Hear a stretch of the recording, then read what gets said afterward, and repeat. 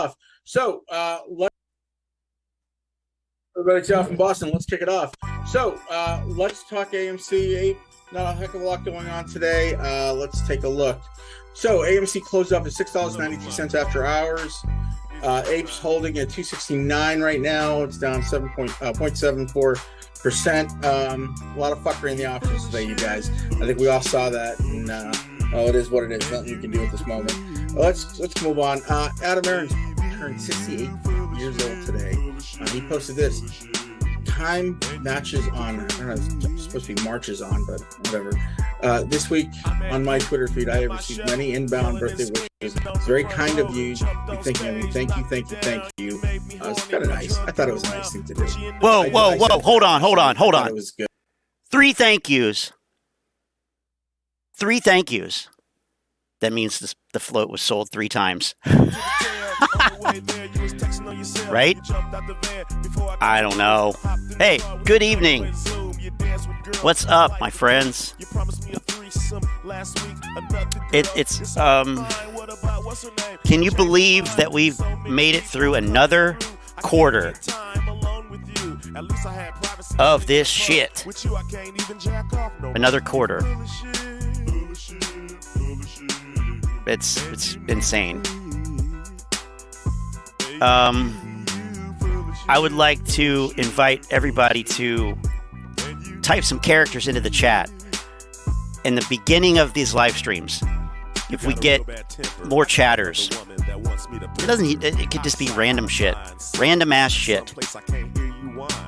Like Adria says, hello, Adria. It's nice to have you with us.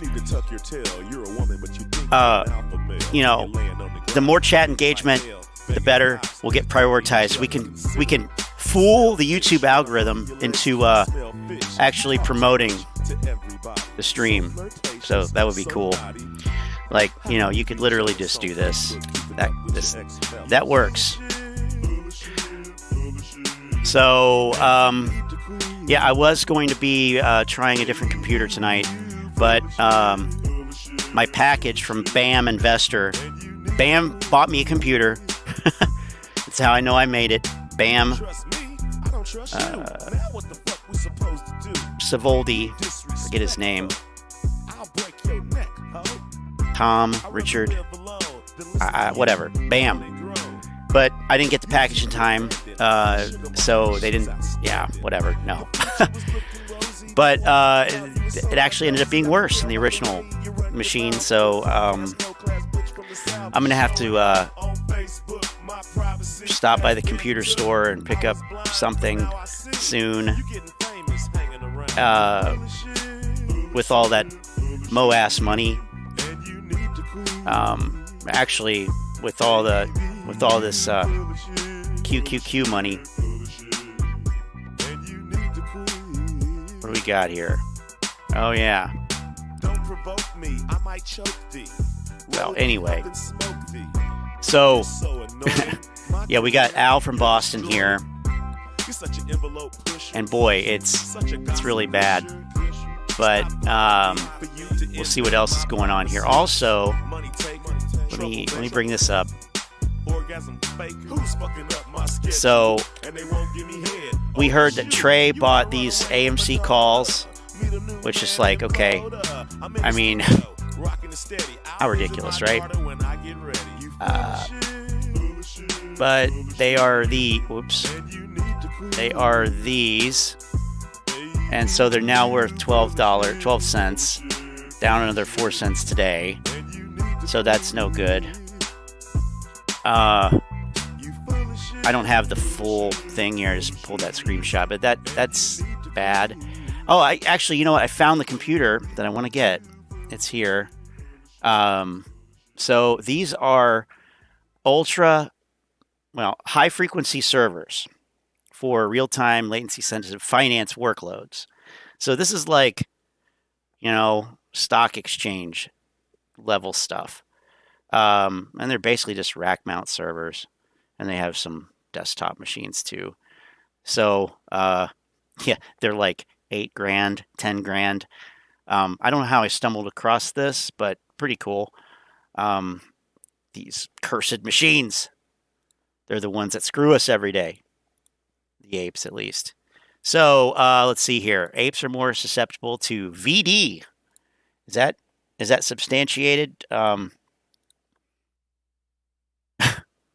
Hey, Chris, how's it going?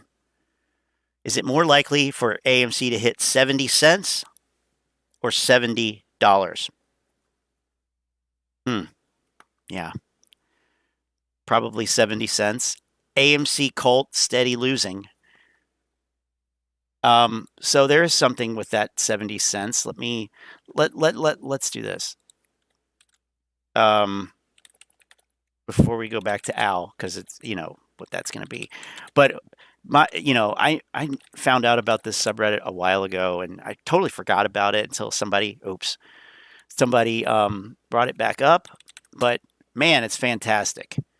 Now, the new Reddit layout, which is not really that new at this point, but a couple, 3 or so years, which actually loads, unlike the old version, apparently. But here we go. So there's some great shit on here, but this is amazing. So Fidelity has marked APE as a penny stock. So you are placing an order for a security that requires you to enable penny stock trading for this account. Please go here and review the risks of penny stock trading. So that is a thing. Apparently, I haven't verified that. Oh, we can get started now. Antoinette is here. So that's good. So APE's a penny stock. That's amazing. And low volume is bullish. Well, yeah, we've seen that. I remember when they used to say that because it makes the days to cover go up. Yeah, days to cover.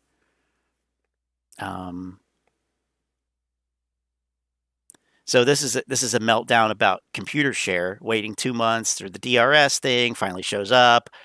Register for online access, get a broken page when I log in. Can't complete the process. Called in, couldn't find their info at all. Told them to call back later. They'd be open until 8 p.m. Didn't mention that's 8 p.m. Eastern. So the place is closed when I call after work, which is, they called it 5:06 Pacific, which is, yeah. Calling this morning, have to start and told they have to start over completely with a new account and a new username. After going through this setup, they have to wait another 2 months for the verification letter and don't have access to their account until then. And the title, I mean, that's ridiculous, by the way. But the title is Ape thinks computer share is garbage. Wait until he realizes what it's like to sell through them. Now, I mentioned this before, and it's true. I looked up computer share when all this stuff started coming out last year. And the only thing I could find before they started talking about it was people trying to get their stuff out of computer share. Like literally on Reddit, on Stack Exchange, on all kinds of different, Yahoo answers. How do I get out of computer share? That was the overwhelming content that I found. Not one. I didn't find one reference to somebody trying to go into computer share. So people get shares from a company that they work for as part of their compensation. A lot of times that is coming from computer share, or they're the transfer agent, whatever. So, but I thought that was hilarious because you have all these kids that are like, oh yeah, we want to do this because somebody told us to. And meanwhile, literally everyone else on the internet is like, how do I get out of this thing? So funny. Awesome. Let's see. There was another one here. Oh, so here, meta meltdown. Tired of being an ape. Anyone else tired of being called an ape? It was pretty novel and refreshing to be a part of the so-called ape movement in the beginning. Everyone calling each other ape this or ape that and so forth. But nearly 2 years later, I feel the same term has become cringe, overused, and annoying. You have different folks in different industries trying to capitalize on this ape thing. Yeah, like YouTube. With whatever movies, merch, events, NFTs, They're trying to push, hey, the AMC ones are free. The worst for me is when you have the CEO of a company diluting the shit out of their company and calling it ape. I'd rather be called dumb money or retarded, or maybe something boring that does not have much commercial appeal or attract these mosquitoes, like maybe individual investor or something. Right. I don't see the ape term used here as much in other GME related subs. Maybe the sentiment is mutual here. I don't know. End rant. I knew it would happen eventually. Does computer share accept penny stocks? Good question. Let's see.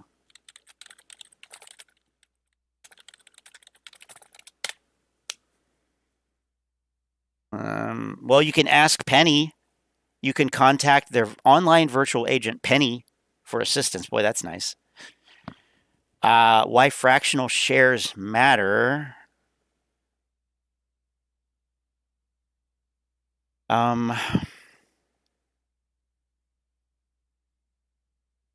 First Energy is a penny stock. That's from the archives. I don't know. I'm gonna say no, but do your own research. Obviously, this is not bowling advice here, so just keep that in mind. Delusional bankers, says the apes. They get bankers tidbits. They going to make some money with their planned project. This year was tough on them. One of them even had a Morgan Stanley jacket, but I'm not wrinkled enough to speak bank talk like that, so I could not ask them for more info. I get the sense that is all right for them, but life is all right for them, but could be a little more better, like extra money flowing incomes. Their bill at the end is like between $1,300 and $7. What? Between $1,300 to $700. Tip $200, $500. They ain't hurting, but delusional. Yeah, sure. This one is not good. Okay, guys, I need your hopium. My morale made it to a new low, just like our beloved stock.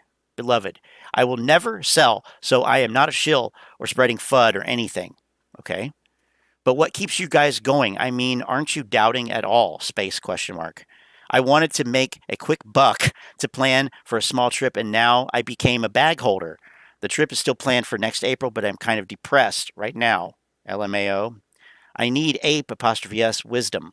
I still want to make money. Is this even possible anymore? Position 100 shares at $27 and 12 shares at $6.72. Dollar sign.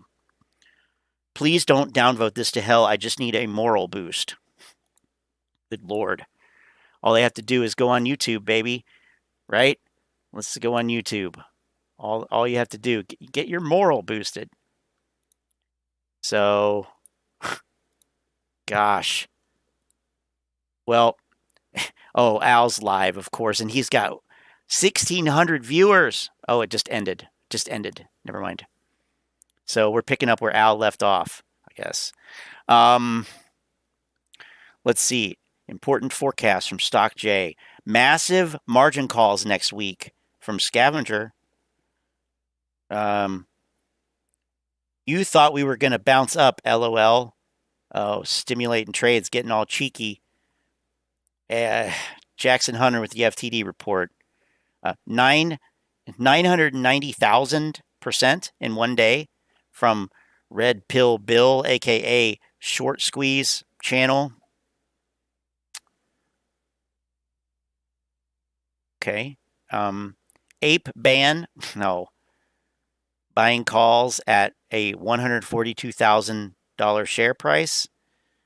Antoinette, why glitches matter? When will the pain end?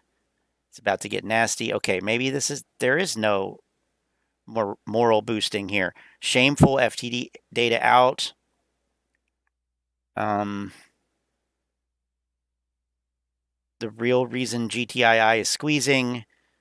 So we got another short squeeze that's not AMC, Ape, or GameStop, or Bed Bath & Beyond. Uh-oh. Now Now, wait a minute. This image here, is this supposed to be a hedge fund, a hedgy?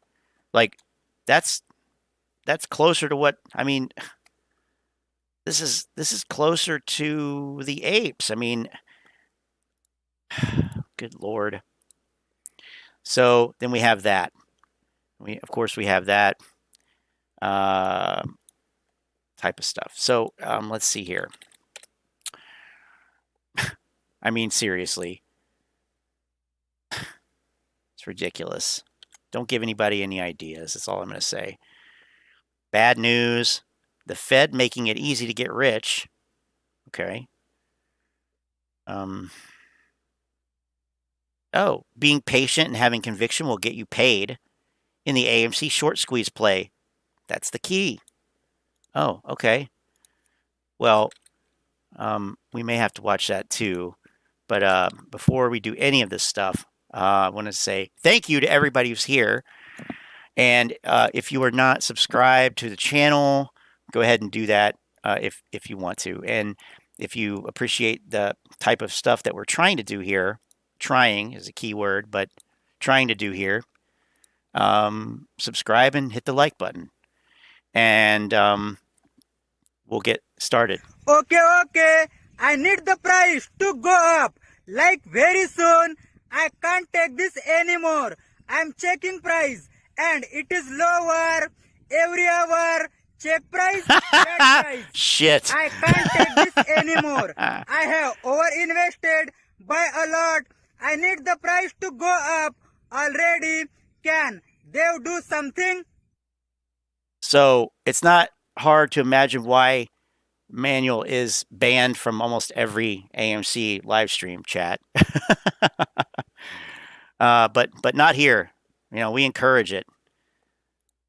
So, yeah. All right. Good. It's decent. I think he's under a lot of stress right now because a lot of people are sending him messages. They don't understand what's going on. Under a lot of stress. And we've told you this on this channel and multiple times elsewhere. Relax. Everything is fine. Relax. The value is fake. Whatever you see on the computer screen is fake. It's not real. The real value is much, much higher. Bullshit. I mean, come on. Come on. So don't freak out. Just relax. Everything's going to be fine. Everything is fine. Have you seen me make a video yet saying I'm going to get out of the stock? I'm a pretty conservative investor. If I haven't, we don't even know that you're in the stock. I mean, seriously, how do we even know that you're in the fucking stock? Like, left, you shouldn't either. Okay, relax. Yeah, I'm going to trust a guy who doesn't allow any comments, who you can't see the number of likes, and you've never seen anything suggesting that he actually owns it. Okay, let's talk or has he? What about your NFT dividend? Can we see that? Can we see your I own AMC NFT? You know, I mean, I don't care. Don't get me wrong. I don't want to see those things. I don't care. But I mean, in order for you to sell something, you have to have it first, unless you're a naked short seller, I guess. This video floating around on Netflix. Eat the Rich, the GameStop saga. Squeeze explained. Take a look at it, watch it. We're going to have a discussion about it next week. I think it's worth having this chat about and how we were portrayed in this whole thing, especially you guys who had GME. Moving on. So Fidelity won't let you buy Ape at the moment. There's some bullshit. Oh, this is great. Just be advised of it. Not a lot to say about this because we all know what's going on with Ape. We understand the deep. Okay, so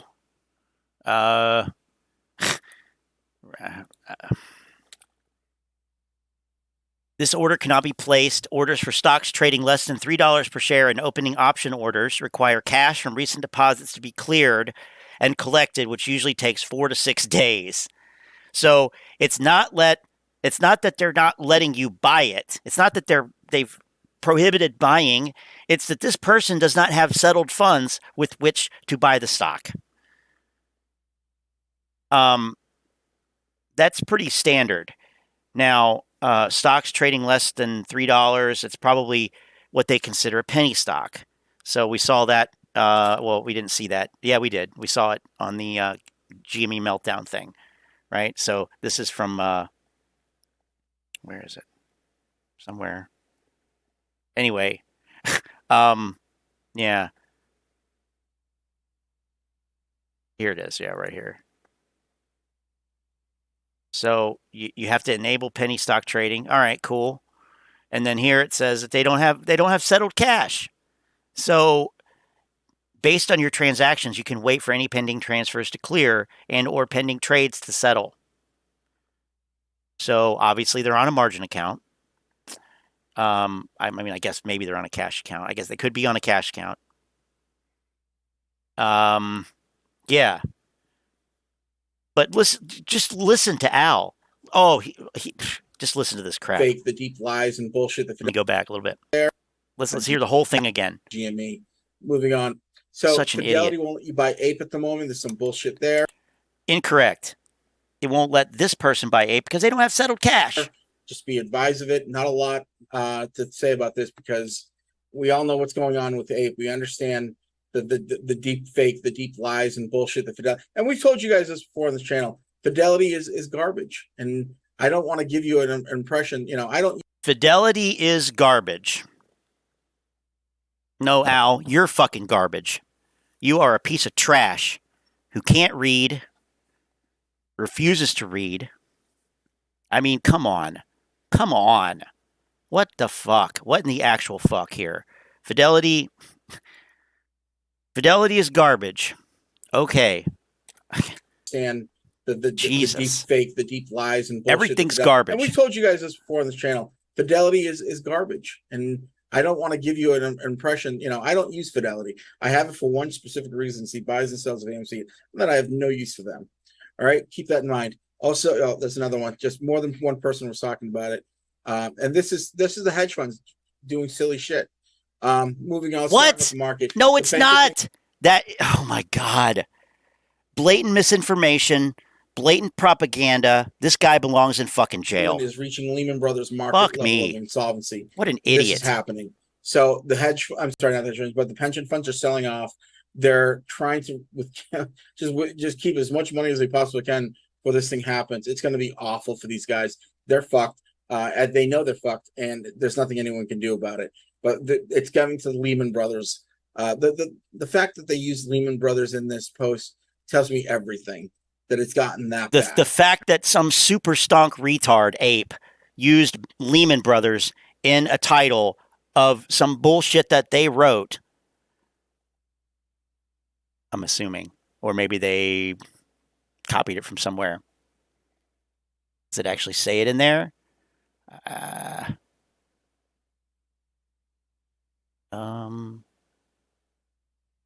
I don't know. I'm prone to miss things like this, but I don't see it. Anyway. Oh, right there. It was not quite a layman moment. Okay. Okay. I stand corrected. However. All right. Whatever. Moving on. Whatever. Ken Griffin. Well said. Investors leaving Bitcoin, NFT, and meme stocks is good for economy. All right. This is a bullshit article. All right. I'm not going to sell my AMC. Okay. This is a bullshit article. Fuck Ken Griffin. Fuck Citadel. Fuck anybody else. Fuck anybody else. No. Fuck you, Al. Piece of shit. That says... Definition of a goddamn shill right here. It's going to tell you what to do with your stock and your money. It's your money. Right? It's your money. It is. Ken Griffin is going to try to break into crypto. I will come near any... The billionaire hedge fund manager thinks the speculative bubble has burst and investors are moving on. I mean, yeah. I mean, we should watch that interview. It's good. I watched it. Like, this is just such a fucking stupid mindset. You know, anything that Ken Griffin says must be incorrect. It must be bullshit. Anything, you know, that a brokerage does, or any message that is displayed when you try to buy one of these stupid stocks, even though it's a pre-existing rule and well known that, yeah, sometimes you have to have money in your goddamn account before you can buy things. Like, it's not that hard. You know, this is starting with a conclusion and making everything try to fit that conclusion. Starting with a conclusion and trying to squeeze all of these things that are not related at all and are not negative at all necessarily, just the way things are. I mean, this is the same bullshit. The same bullshit that we see in politics, you know, religion. I mean, and it should be evidence-based. Do you guys know, Chuck, what's up, man? Do you guys know that Ken Griffin created this hurricane just to cover up AMC shorts? I mean, I had my speculation about that. Now we know because some guy on the internet told me.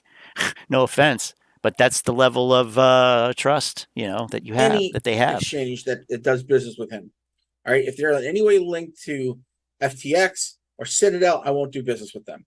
I'm using Uphold for my XRP, and that's it. Nothing else. Moving forward. Credit Suisse. Wow. Guys, this is pretty interesting. Credit Susie. The collapse in Credit Suisse price share is of great concern. Price share. Like, what is this dude, fucking dyslexic or some shit? Pretty interesting. This is who I want to be my securities lawyer, by the way. In Credit Suisse price share is of great concern. $14 in February 2021 to $3.90. Currently, market is saying it's solvent and just probably bust. Didn't we look at Generac and it was up? Oh crap! Oh, I have to do Credit that. Suisse, we talked about them in the past. We've talked about them multiple times. That Archegos thing and all that other stuff that they've been secretly embedded with. It's all coming to roost. You know, the roosters are coming home to roost, as they say. Good job with that one. Way out for them. And how long you been speaking English, pal? Huh? This bear market, I mean, I'm telling you right now, you guys, it's gonna get worse. This is just one small. Well, this is a big investment bank, but you know, the fact that it's as big as they are, they're having insolvency issues. That it's trading at $3.90. That's fucking cheaper than AMC. You know, barely. Let's talk about the runaway bear market. Let's actually just talk in general about the market. Okay. We're seeing this past week some horrible things happening, and we see globally there is a lot of unrest. We saw the Nord Stream. You know, Biden called it a deliberate act of sabotage. You see, Putin has annexed half of the Ukraine. We're seeing all kinds of money being spent. We see Barclays. We talked about this earlier today. We're seeing all kinds of global craziness, and it indicates to me there's not going to be any rally. All right, Frank and I talked about this earlier. I don't believe there's going to be a rally for the bear market. I think it's just going to go worse and worse and worse until, you know what, until there's an actual run and everything. It's just going to get worse and worse. And yeah, you're going to see a period of austerity. You're going to start seeing pain and suffering in your neighborhood. You're going to start seeing people move their. Yeah, no, I mean, it never goes straight down. Of course, there's going to be rallies. Of course, there's going to be rallies. I mean, look at the first half of today.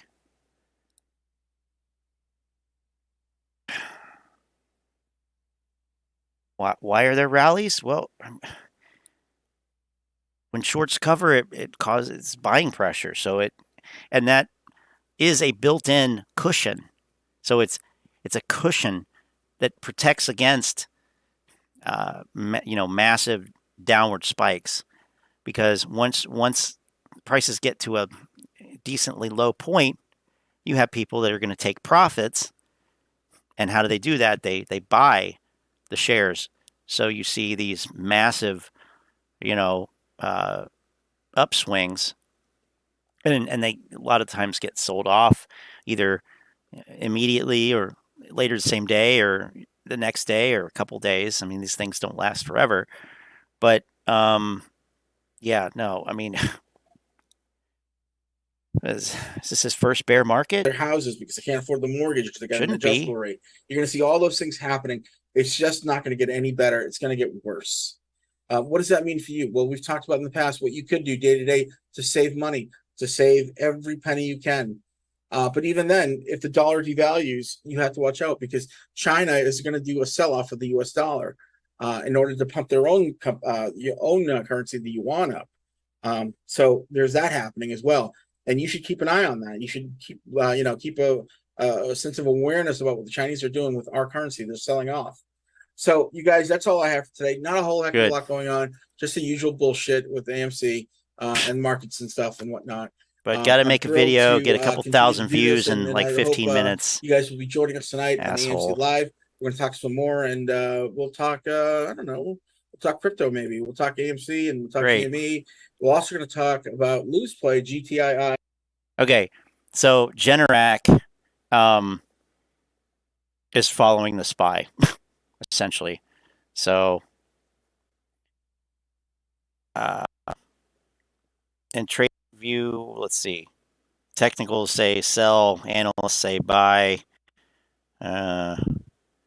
And where is it? Yeah. So it actually hit 525, 524.31.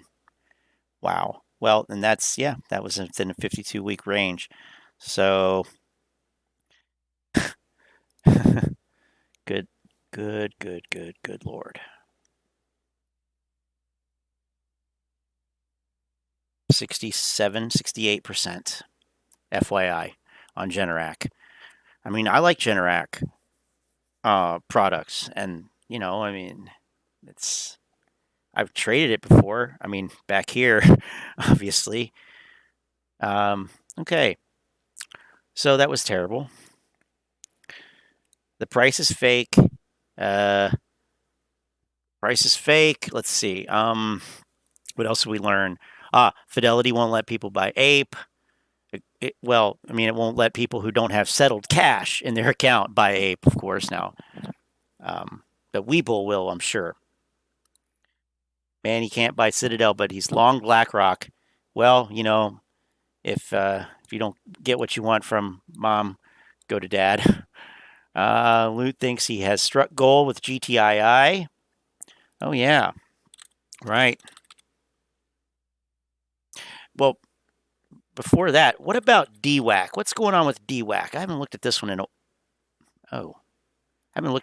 while.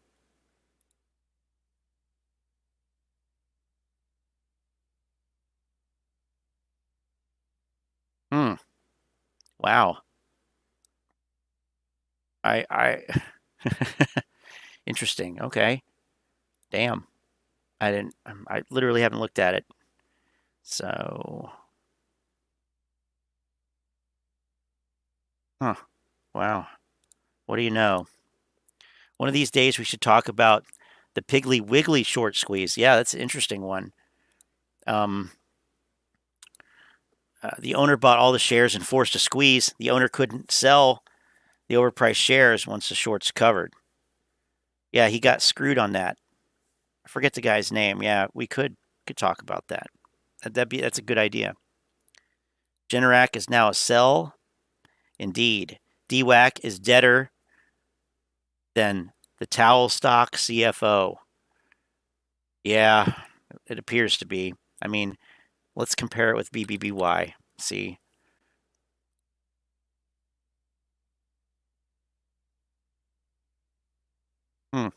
Interesting. So, yeah, not quite exactly the same, but yeah, I mean, kind of is a little bit. I mean, it follows the same contour. It is basically a meme stock. This is the 2022 retardation here. This one, but do I have the right thing on there? Are we on percentage? Okay, we're on percentage. Anyway, yeah, so this is $23 for Bed Bath & Beyond, which is now $6. So they're both deader than the CFO. Too soon? Well, I don't think we adhere to that. I mean, shit, these guys were joking about that the same day. So, it's okay with me. Okay. Oh, I know. We got a video here. We got one here. Let's see, where is it?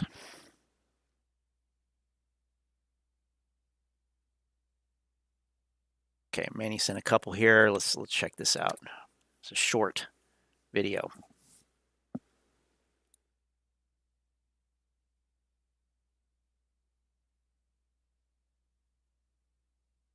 All right, so I see a ton of people with their focus in the wrong place. If you have your health and you're able to walk and talk and you have a little bit of cash in your pocket, congratulations. You have it better than 99% of the world. And the only reason why you are not as successful as you could be, you're not believing in yourself. You're not saying, I'm the fucking man, or I'm the fucking woman, and there are no limits in life. You're not talking to yourself like that. You're saying, oh, I'm afraid that's gonna happen, or oh, I'm afraid I'm gonna get rejected, or I don't know if I can do it. Yeah, no shit. You never know until you try. So you gotta try until you find your gift, and you give that gift to the world, and magical things happen. There are no limits in life. There are no rules in life. You can do whatever you want, but you have to believe in yourself.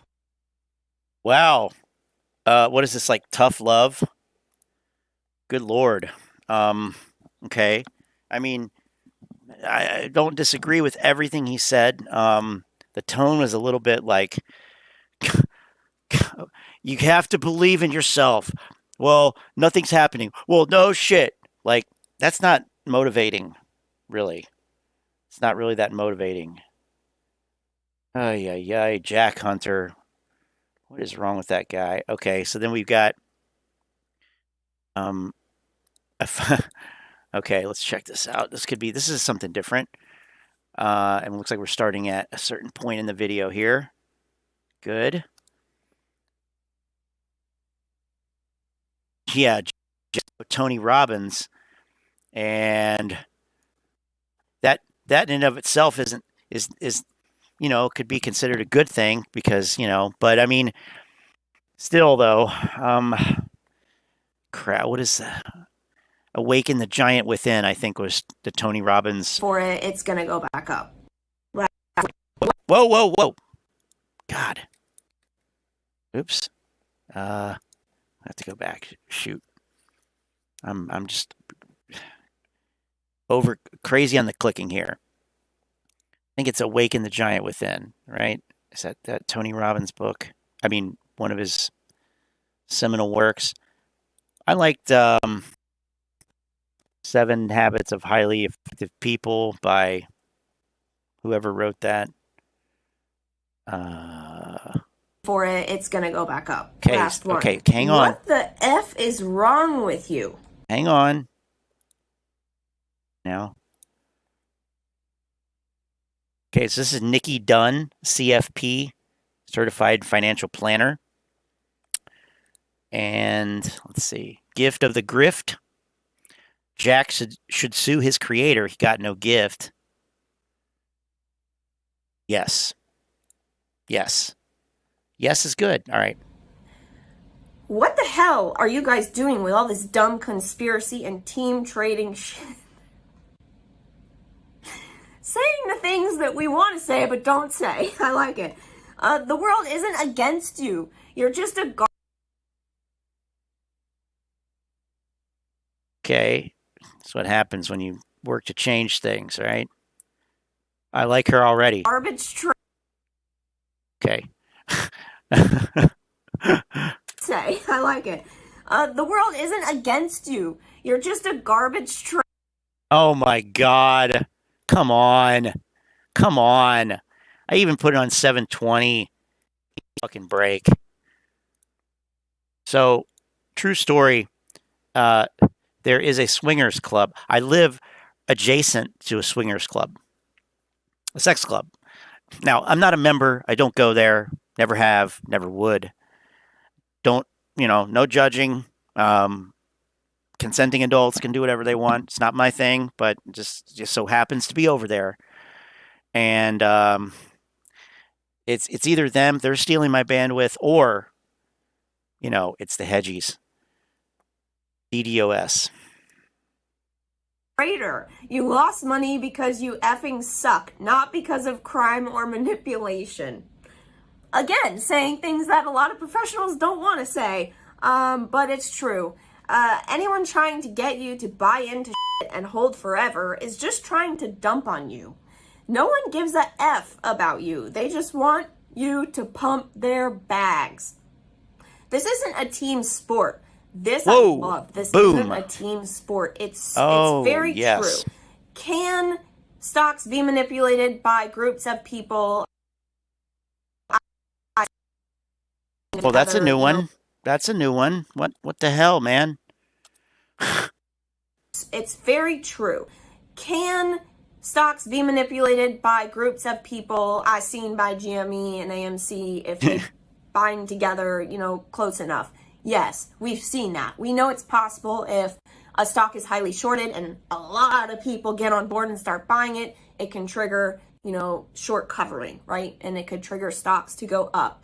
But it's not a sustainable trading strategy, and it will work every once in a while, but you have to know when to take profit. And that's part of the managing a trade properly, right? You can't. Okay, I'm going to pause it there just to let it buffer a little bit. But yeah, this is good. Yeah, I don't judge. How convenient. I mean, I guess.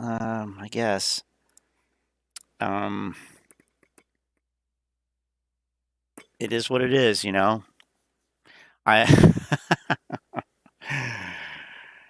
I mean,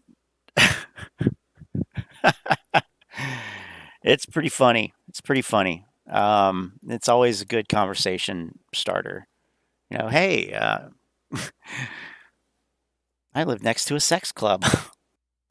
You can't just assume this stuff is going to moon to levels that makes no fundamental sense and keep holding it, hoping that it's going to go there, if fundamentally that doesn't even make any sense, right? You can play a squeeze. You could trade a squeeze. I'm doing that myself right now. I've done it with GME.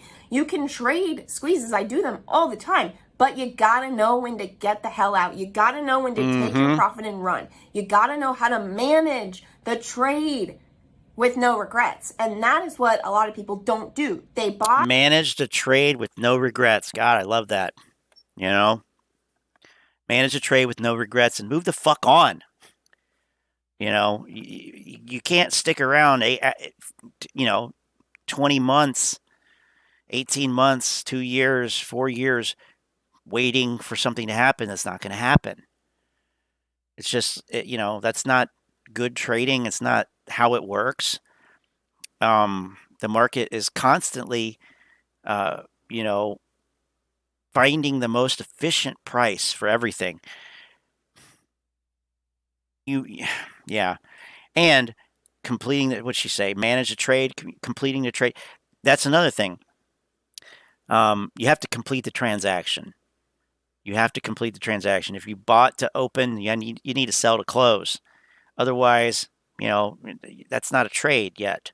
It's not anything yet. It's an open position that may result in a loss or a gain.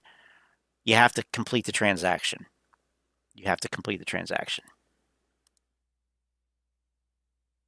They chant, they cheer. This is a team sport. Let's do this together, diamond hands. And that's it. It's like, okay, well, you can diamond hands all you want, but I'm going to take some profit into 100% pop, right? You got to know when to do exactly. That. So I, even though, yes, you can see crowds of people move the market, this still, even with that said, this is not a team sport, and those things are not going to happen all of the time. And that's what you have to understand. I mean, this person is just saying in a more harsh way what a lot of people think. A lot of people feel this way about Wall Street bets. They're like, okay, you guys are crazy. You don't know what you're doing. You can't just cheer a stock on and hope that it goes to crazy, right? It's not all. I'm going to go with I've been hacked. You guys are crazy. You don't know what you're doing. You can't just cheer stock on and hope that it goes to the moon. Wow. You've got to have a strategy. You have to do XYZ, right? It's not always a conspiracy, but this person just actually said it explicitly. Whew. Okay, so look, if you are somebody who likes to use Wall Street bets to look for trading opportunities, or you consider yourself an ape or a smooth brain person or whatever you guys call yourselves, I think that it's okay to be a trader. We haven't really heard a lot of professionals talk about this phenomenon. We've heard a couple. I mean, I'm not even talking about stuff on TV, CNBC or Bloomberg. Like, just on YouTube, content creators who are also finance professionals. And I'm not talking about Al.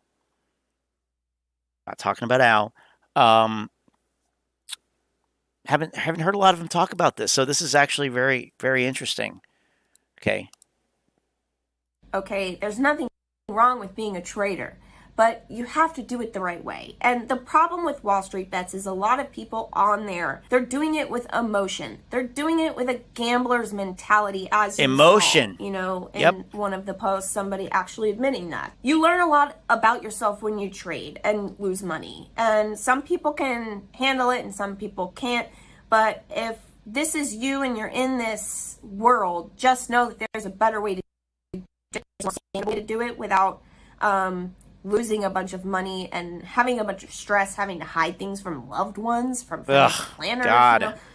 You don't want to be in that situation because you could really financially ruin yourself, and that's what we don't want. So let me know if you liked this video in the comments. Let me know if you want to see more videos like this. Be sure to like this video, subscribe if you're not subscribed. I talk all things. She said exactly what I was thinking. Make sure to like this video and subscribe if you're not subscribed. Money, finance, investing. I do reaction videos, try to get a laugh out of you if I can, when I can. And I'll see you guys next time. Yeah, cool video. Thanks, Manny. It's awesome. Made me think of something. So there's this guy. Oops. Spencer Jacob, and we've looked at him before. So he wrote a book called, I think it might be called GameStop, Reddit, and the Fleecing of Small Investors. I think that might be it. No. It's called The Revolution That Wasn't. The Revolution That Wasn't. All these videos are really long. But it's this guy on the right here. He's a Wall Street Journal reporter. Firms are selling. Data shows AMC will explode. Margin calls is here. Oh, okay. Anyway, Spencer Jacob has written about the whole thing. And there's no short video. Apparently there's no clips of him, just long videos. Okay. Okay. I'm seeing this and I'm like, okay, what? All right. So Graham Stephan is another type of grifter. We would never looked at him before. And he's got a really annoying voice too. I'm sure you guys have seen this clown before.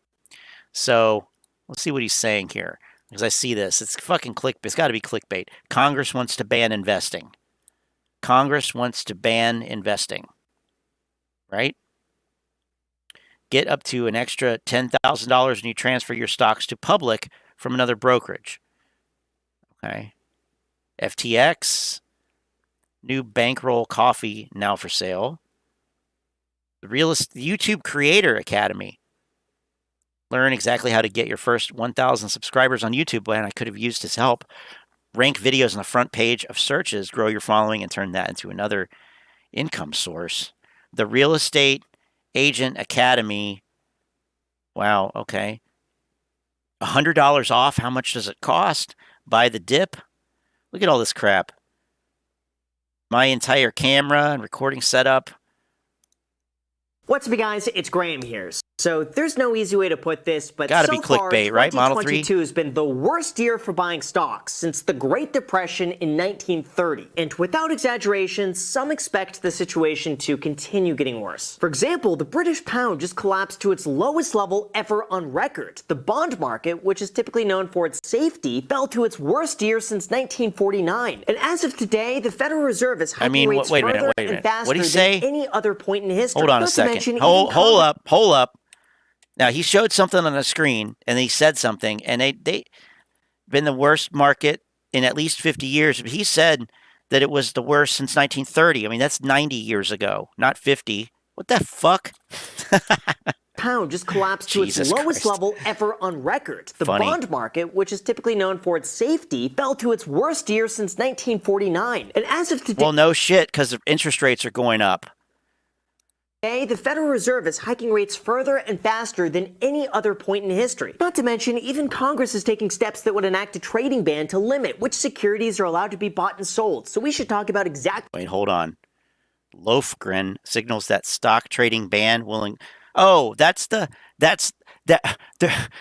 for members of Congress and Supreme Court justices, apparently, and probably Fed governors. Yeah, not by the public. Oh, my God. That would enact a trading ban. You were right, Model 3, dude. Securities are allowed to be bought and sold. So we should talk about exactly what's going on, what this means for you, and how you could use this information to make you money. Although before we start, as you decided to cut out like this, it would mean a lot to me. At least it decided to cut out during his little self-promotion bullshit.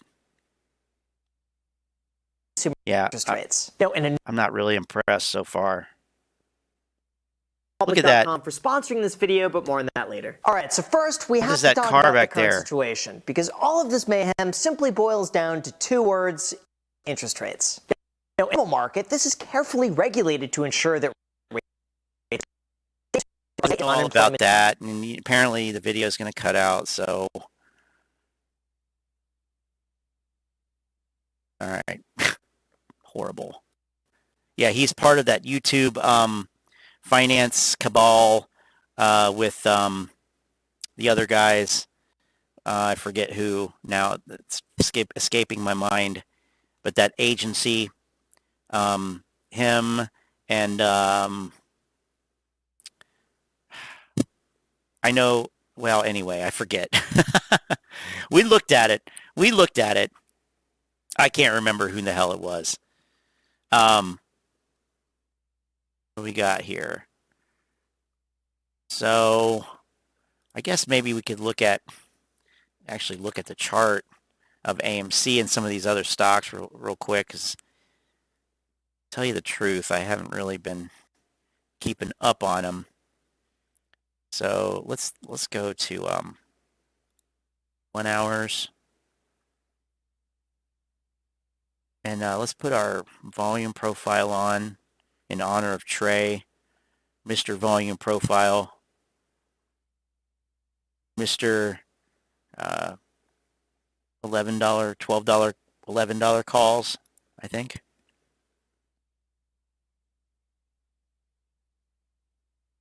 Actually, I guess we'll just go to daily. So, let's see.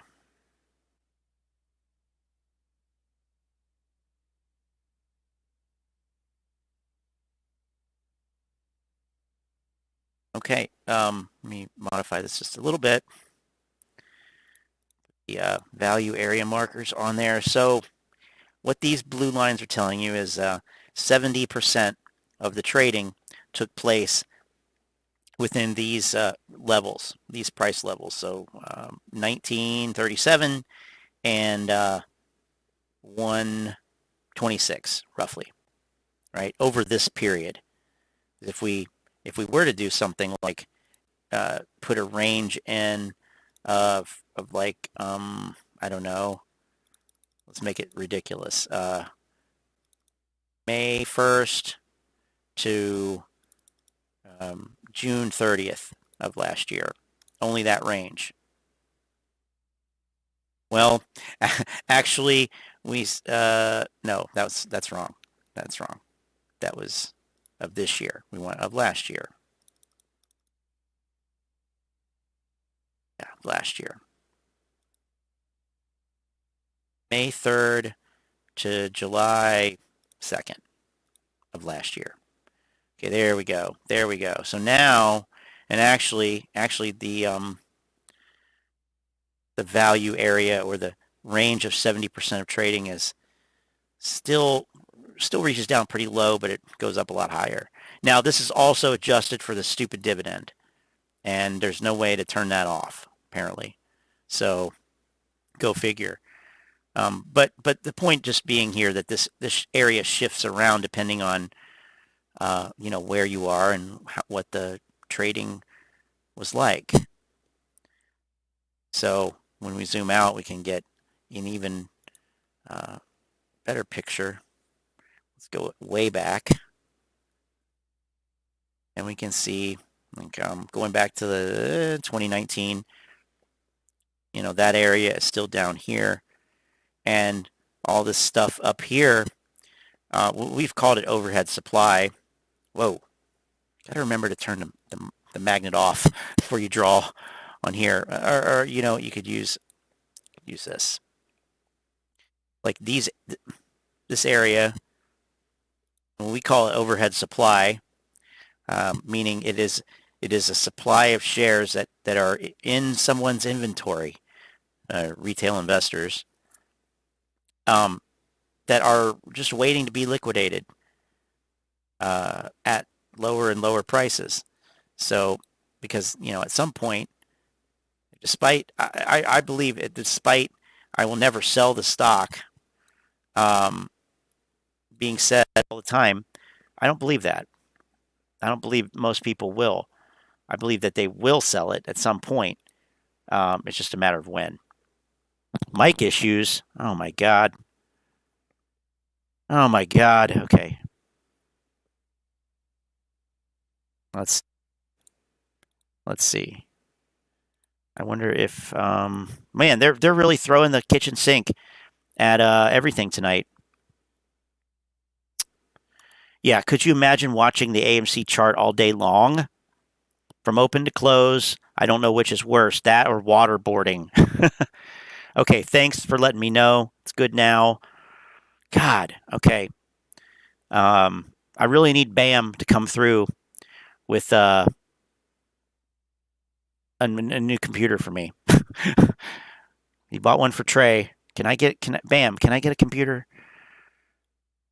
That's what I need. Actually, I just need a new graphics card. I just need a graphics card. Although I hear that graphics cards are more available now because of the whole crypto thing. I don't really know what that means, but yeah. So anyway, we got this. This is excess here, basically. It's above the value area. And it's overhead supply. It's just waiting.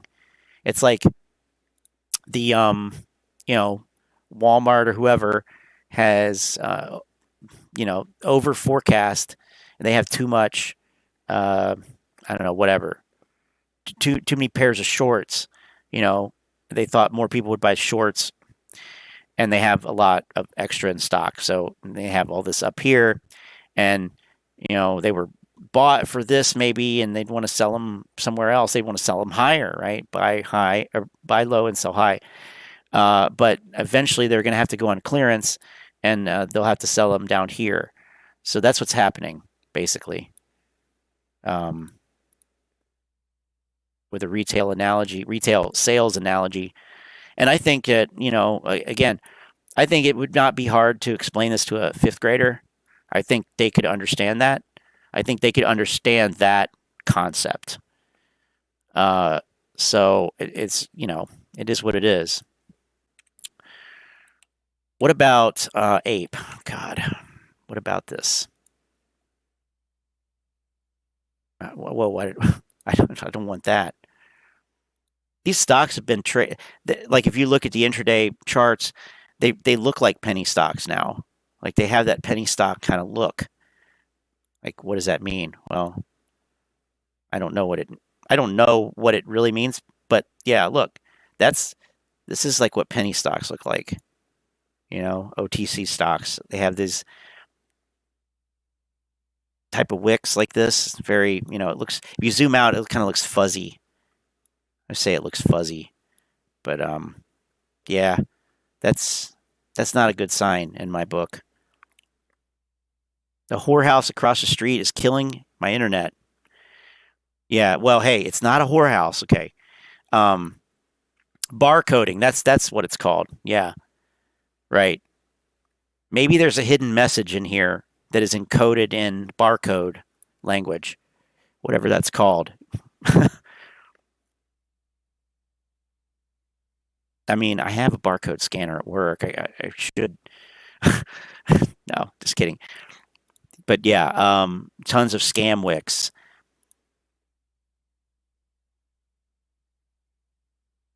So yeah, did AMC look like that? I know AMC has looked like that before. Yeah, sort of. Yeah, sort of. Not as bad. But, you know, it's like, I don't know if that's, I don't know why. Why does it do that? I mean, I mean, I know what it's obviously, you know, but it's so regular, measured. Is it algorithmic trading or, you know, it's just, it's like it's, I don't know.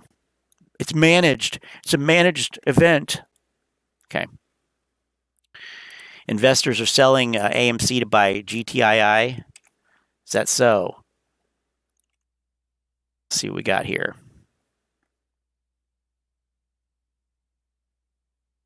And I was going to try to do a Twitter Spaces call in here, but then I realized that you can only talk. I mean, I think this is still the case. You can only talk on a Twitter Spaces call on mobile, on the phone app, right? And so, like, there's no way to do it on desktop, on a computer, an actual computer. You know what? 480 is fine for him. So, Lynn, is that Lynn? Yeah, it is Lynn. She's got the wrench. How's it going, Lynn? So maybe what I'll do is put on the voice chat over in Telegram. And if anybody here wants to come and chat, we can do that. I got to figure out a way to do that, to do the Twitter Space call, because how would that work? I mean, I don't know, because I'd have to be able to hear it. I mean, I can only talk on the phone, and I'm doing this on the computer. So, and I'm not going to wear two mics. It's weird. How would I? Yeah, and I mean, I could get the audio over. It's just, I don't know why it's like that. All right, here we go, Frank. Hey, what's up? This is Frankie, man. What's up? Let me say, I'm not a financial advisor, so don't buy, sell, or hold a stock based on anything that I say in this video. Because don't worry, we won't. Playing on YouTube, just expressing my opinion about some stocks. Look, everybody been making money since we've been in this short squeeze play, be it AMC or the short sales, hedge funds, institutions. Everybody been making money, man, as far as this short squeeze play is concerned. So I took a mute the computer, only talk through Twitter. So you do the microphone through the phone and then pull it up on the computer and have that be the source of my voice. I think that is what that's the only way I could see. That's the only thing I could come up with, would be to use the Twitter audio as my main audio. But I don't know if I like that idea, because now I'm having to go through the phone. It's just a lot of wireless connections, and I don't know. And I did find, I looked on YouTube, how to participate in a Twitter Spaces call on the desktop. And, it's some British guy or something. And basically what he said to do was get an Android emulator on your PC and use that, like BlueStacks or something, which I've used before, but it's slow, and I don't know about that. That's weird too. So anyway, let's see. No feedback loop. Oh, you mean from Frankie? Everybody's been making money. Yeah, how that's wrong. I mean, you can't call yourself an ape. You're losing money. Look, man, at Gtii, you see what I'm saying? And I researched it. And I took a position in Gtii. This is the shittiest company ever. You see what I'm saying? I wouldn't recommend that everybody do this simply because of the fact that it's an OTC stock. It could be very risky. You see what I'm saying? Wait a minute. So, no, Frankie. No. You got it backwards, man. What they're saying on Reddit is that OTC stocks are harder to manipulate. Why? Because there's no option chain. They can't hide the shorts and the options or the swaps with as much ease as they can with regular stocks. He bought GTII because of Lou. He researched it by listening to Lou. That's terrible. For me, I believe in being transparent because I would hate for this thing to rip and people make good money off of it because I think it has the potential to make some people some money and I make money and other folks don't make money. So I hate for that to be the case. So I'm being transparent. You can do what you want to do with your money. But like I said, man, my AMC position and my APE position, man, it's locked down. It's locked. I wouldn't recommend that nobody, man, exit either one of them. It's locked. Is it wearing a check? Probably some of those over there at the Swingers Club tonight. Maybe. We should pull up their calendar, see what they're. Nah, I don't want to get kicked off YouTube and everything like that. But they have theme nights, like around Christmas time they have like Naughty Santa. That's weird. Either one of their position, whether it be APE or whether it be AMC, to get in this particular play, simply because of the fact that we know APE is the big dog on the block. And plus, this play is risky. But I first heard about Gtii on Common Sense Investor Channel. Whoa, wait a minute. Wait a minute. Hey, whoa. Now, you guys are saying Lou. But he just said CSI. So, who is it? Yeah, GTII is probably dumping millions of shares. And I actually have some research that I found on GTII, which is very interesting. It is a total scam of a company, for sure. Don't worry, Model 3 dude. I'll stay on topic. Sorry. Talking about how AMC, and how GTII was related, and he was talking about maybe we can use some of the same things that the executive staff was using. I'm pretty sure that even CSI took credit for it. So we may have to go get to the bottom of that. And GTII, to help fight the short sellers in our play. So that's why I first heard about it. So then Lou started talking about it. So after so I researched it. I went on. Then Lou started talking about it. I mean, I'm not saying anybody's wrong, but Lou told CSI. Lou stole from CSI. Okay. Well, either way, it doesn't matter. I mean, Lou, CSI, Al. Oh, wait, this is something different. Later on, let's talk about the SEC prosecuting a guy we thought was Al, but wasn't. But it could be. It could be. Could be. Frankie was against all their stocks because the stock, because it's taken away from AMC, Maine. Yeah, he got all gangster and was threatening. Absolutely. Lou is CSI.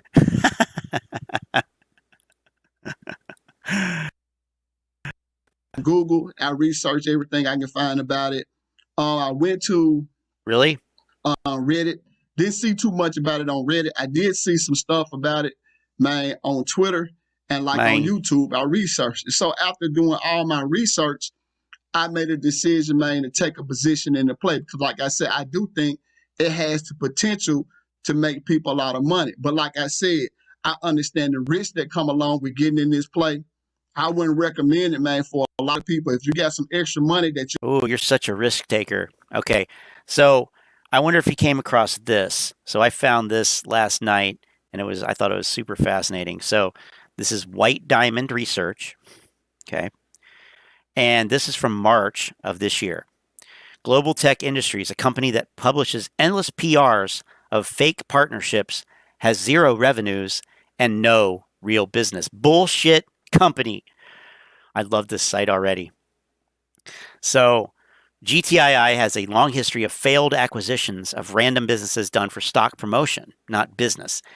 GTII has never generated any meaningful revenues or profits with an increasing accumulated deficit.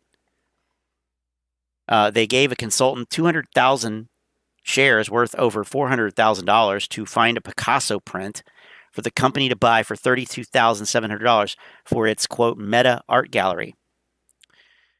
There is a recent pending lawsuit where GTII's former investor relations firm, International Monetary, retained by GTII in December 2020, is suing GTII for not allowing it to sell its 6 million GTI shares that were payment for services rendered. Rumors about a short squeeze from the issuance of art tokens is going stale, as it has been 4 months without SEC approval or any mention of it. Just keep in mind, this is March of this year. And excessive executive compensation while making no progress in product development or a clear direction which industry the company is in. So key stats from March 30th. The recent price was $1.54 and 235 million shares outstanding. Market cap of 362 million. Float is 41 million, or 16% of the shares outstanding. $295,000 in cash. And it looks like this was, from previous September. Revenue, 0.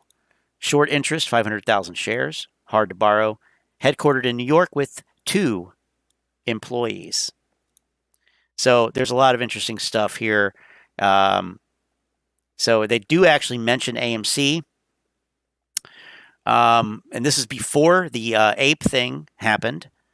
And before, I believe, it was before the Ape dividend.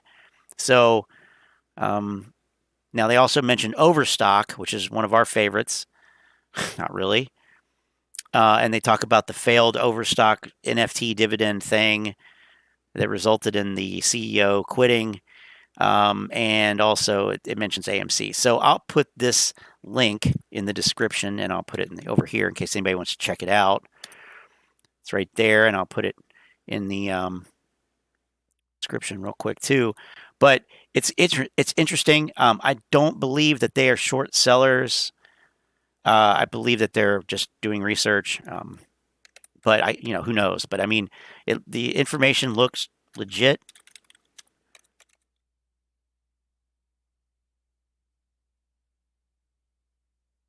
Now it's in the description. Okay, so where is it here? So here's the revenue history. Don't confuse that. That's $8,500. $8,500. Here's the accumulated deficit. So okay, we don't trust White Diamond Research. Fine, we can go to stockanalysis.com. There's plenty of other websites that do this. We'll see if it's on there. It may not even be on here. No, it's not even on there because it's OTC. Penny. Well,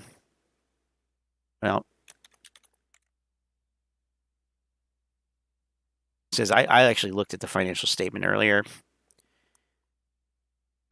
Global Tech. I think I got it from their website, actually.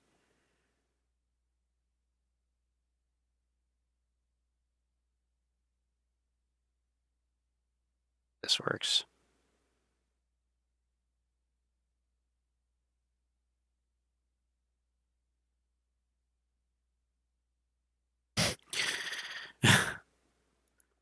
I mean, it makes sense that Frankie would invest in something like this, right? Doesn't it? I mean, my God. And that is 1,000. That's 278,490 free cash flow. Negative, I'm sorry. Minus 278,000. Book value per share is 2 cents.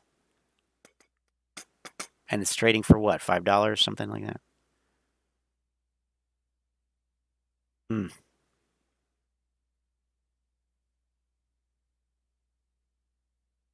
Anyway, so yeah, careful research. Okay. All right. If you say so. You don't mind blowing, you know, that you don't mind losing, then that's on you. Then I understand the risk that comes along with it being an OTC stock. You see what I'm saying? But I like the mere fact that it doesn't have an option chain.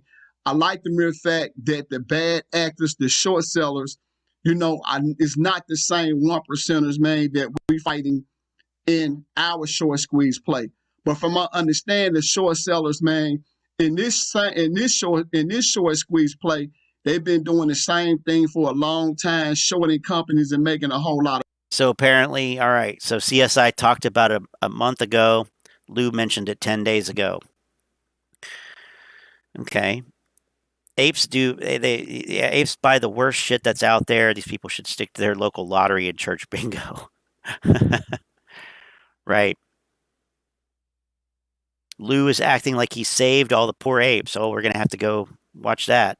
I didn't see any of Lou's videos in the search results here, I don't think. There's CSI. The real reason it's squeezing, we'll have to check that out too. We'll have to have CSI come at us with another video. Of money, but they don't have the power like the 1%ers in our short squeeze play. These Cramer guys, and I think it's some other folks, man, involved in it. So, like I said, I took a position in Gtii.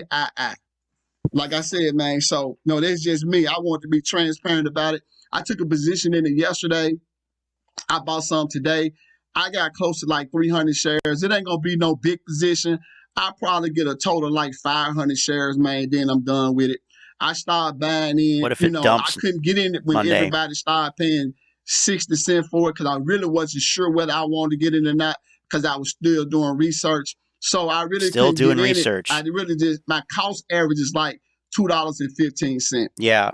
No. So let's correct the record. Short sellers are not bad actors.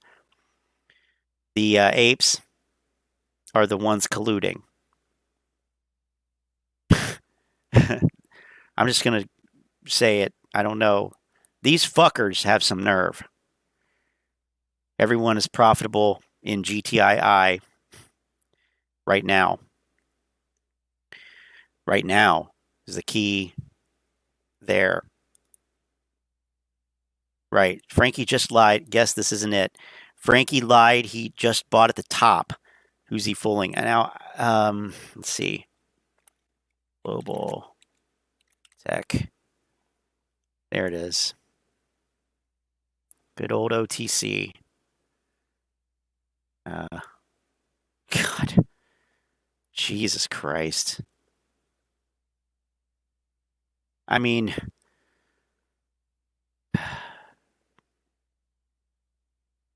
the wow.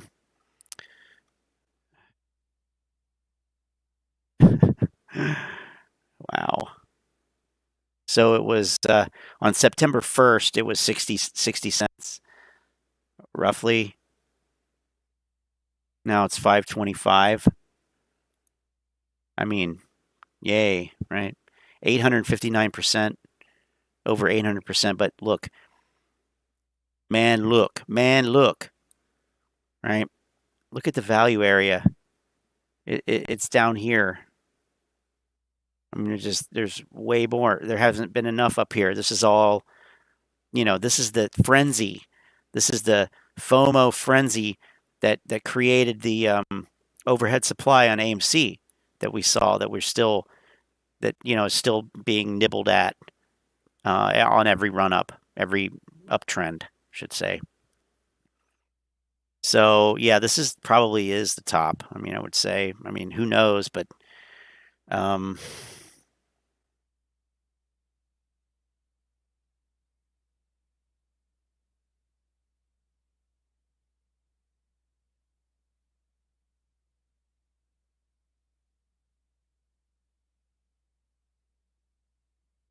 No option chain though. Volume 8 million, 8.48 million. Average 10-day average has been 4.89 million.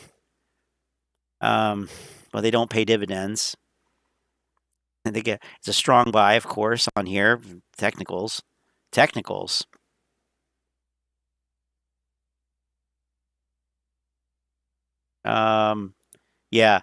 Gtii, aka Webistics. So Sopranos fans know that one. Pump and dump. Man, look at that climb up, the elevator down to hell. It's going to be too funny. Yeah.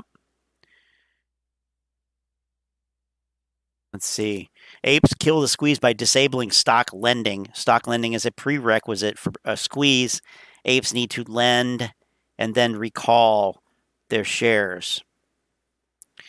Well, I mean, I don't know. Was anybody talking about that? I mean, Trey didn't say it. It wasn't important, right? Yeah, that's ridiculous here. I mean, just today you had about, well, I guess it says right there, 74%. Now, we've seen this kind of thing before. What was that one called? HKD? Is it HKD? Yeah. So, what goes up must come down. So now, obviously, this was, I don't know. Get this off here. Okay. Well, anyway, let's not take it off there. Let's get out so we can see currently where we are. Okay, right there. Not out as far as we were. I thought we were. So, again, and I'll change this to make it have more rows, but it's not going to make that much of a difference. The value area is way down here because this was basically a flash in the pan here. So I'm not saying that the other one's going to be like that necessarily, but who knows? But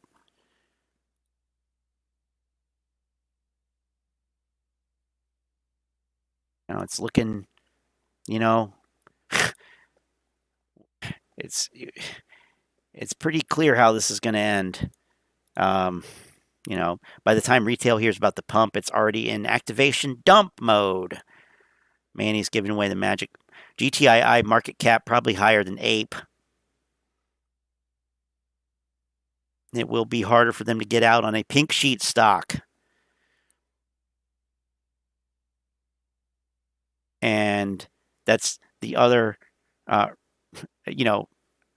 essentially one of the other reasons that the OTC stocks can be manipulated more easily is because there's less liquidity, right? So, yeah. Now, so the market cap is 785 million.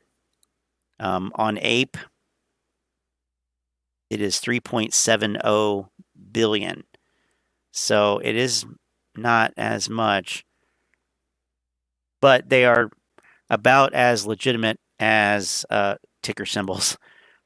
So, by the way, to volume today on AMC was 16 million. Ape was 10, call it 11 million. So you got like 27 million. You can see that there. But low volume's good, though. Remember, low volume is bullish because we got higher days to cover. Right? Okay, let's finish this shit out. So something happened, I can always dollar cost average in and get it down to 80 cents if I need to get out of it or whatever. Oh my God. Oh boy. Did you hear that? But my cost average the cent for it because I really wasn't sure whether I wanted to get in or not because I was still doing research. So I really couldn't get in it. I really just, my cost average is like $2.15. So if something happened, I can always dollar cost average in and get it down to 80 cents if I need to get out of it or whatever. But my cost average right now is $2.12. Like I said, I get like, I think 280, 290 shares. I don't plan on getting no more than 500 shares. But if it ripped with 500 shares, man, like I said, I'm good. It was just money, man, that I could put in it that I didn't, I could throw it away. It ain't no biggie. It wasn't a lot of money. I ain't take no big position in it. But man, It's I just money you can throw away. Thank you for taking time out to watch the video. Have a nice day. Wow. But don't buy or sell anything based on me. But I tell you what, man, I did my research and it looks good. It's a good company. I really like that CEO. Yeah. So let's just read the conclusion over on White Diamond. In our opinion, GTII is worth close to zero, or at least sub 10 cents, like it was trading as recent as January 2021. GTII's historical and present acquisitions ambition seem to be leading nowhere but continued dilution of shareholders, no revenue, zero profit, a huge and increasing accumulated deficit, which was standing at $233 million as of Q3 2021, run by two executives whose combined annual compensation, get this, the two executives, which are also the only two employees, their combined annual compensation is higher than the company's total assets, with a perfect opportunity to cash out sometime this year, possibly in the millions. It's been almost 4 months since GTII filed to register its digital tokens. The SEC still hasn't replied. If the short squeeze theory turns out to be false, which it has for other companies like Overstock, then GTII will likely lose a lot of shareholders who only bought shares for that reason.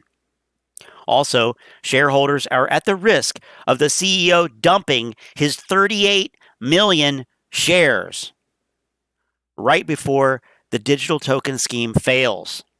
This is similar to how the CEO of Overstock dumped his $90 million position in 3 days without warning into a bloated share price on speculation of a digital dividend short squeeze that didn't pan out. So the CEO has 38 million shares. Now, how do let's see, can I do it like this? There it is. Wow, that was easy. Okay, the CEO has 38 million shares. I don't know. Like, if I were he, and this is probably a good time to dump some shares. I don't know. I don't know.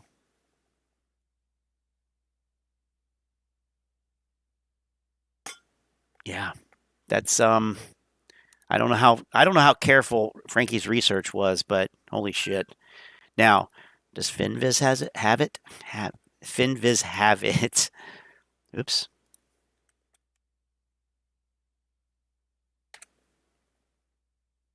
Nope.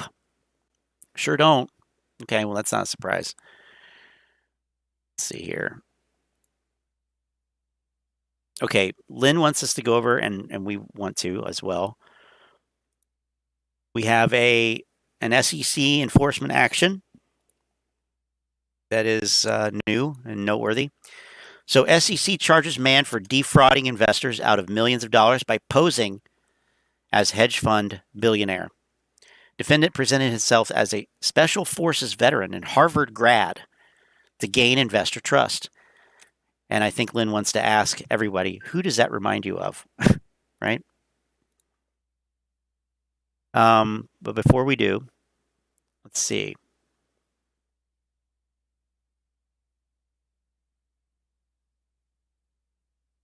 That candle is going up with 0 red candles to pause the uptrend. The rug pull is going to be epic. Let's see. Will GTII dump billions of shares at once, squeezing the apes, or will they bleed them slowly? I think that CEO is going to sell his 38 million shares or whatever it is And yeah, 38 million shares, probably, right? Monday comes, share issuance. How funny. He's got to sell his shares first, though, probably. What I missed last time, AMC tubers were pumping XRP, and now they switched to GTII. Yes. I mean, that's what it seems like. None of these apes are experienced enough to be in plays like this. I mean, I don't even think that you and I and the other experienced folks here are messing around with that shit. I mean, that's the last thing I want to fuck with is an over-the-counter stock. I mean, seriously. I mean, first of all, I'm not really interested in like bulk trading, hundreds of shares of any stock, really. If I was going to do that, I would rather trade options, which is primarily what I do, but not on individual stocks. Do it on the index, NASDAQ 100 or the SPY, because of the high liquidity, tight bid-ask spreads. There's just a lot of reasons that I have personally for trading index options. I mean, it's a pretty good moneymaker. So, and there's all kinds of stuff you can do besides buying puts and calls with spreads and butterflies and condors and stuff like that. Or you can sell volatility, and do some short option strategies if you have the capital. So I'm into that. These penny stocks, these highly speculative, risky assets, meme stocks, it's not really, very sound. And I don't think that you got how much money you'd have to put in to get like a huge return. The risk reward just isn't there for me.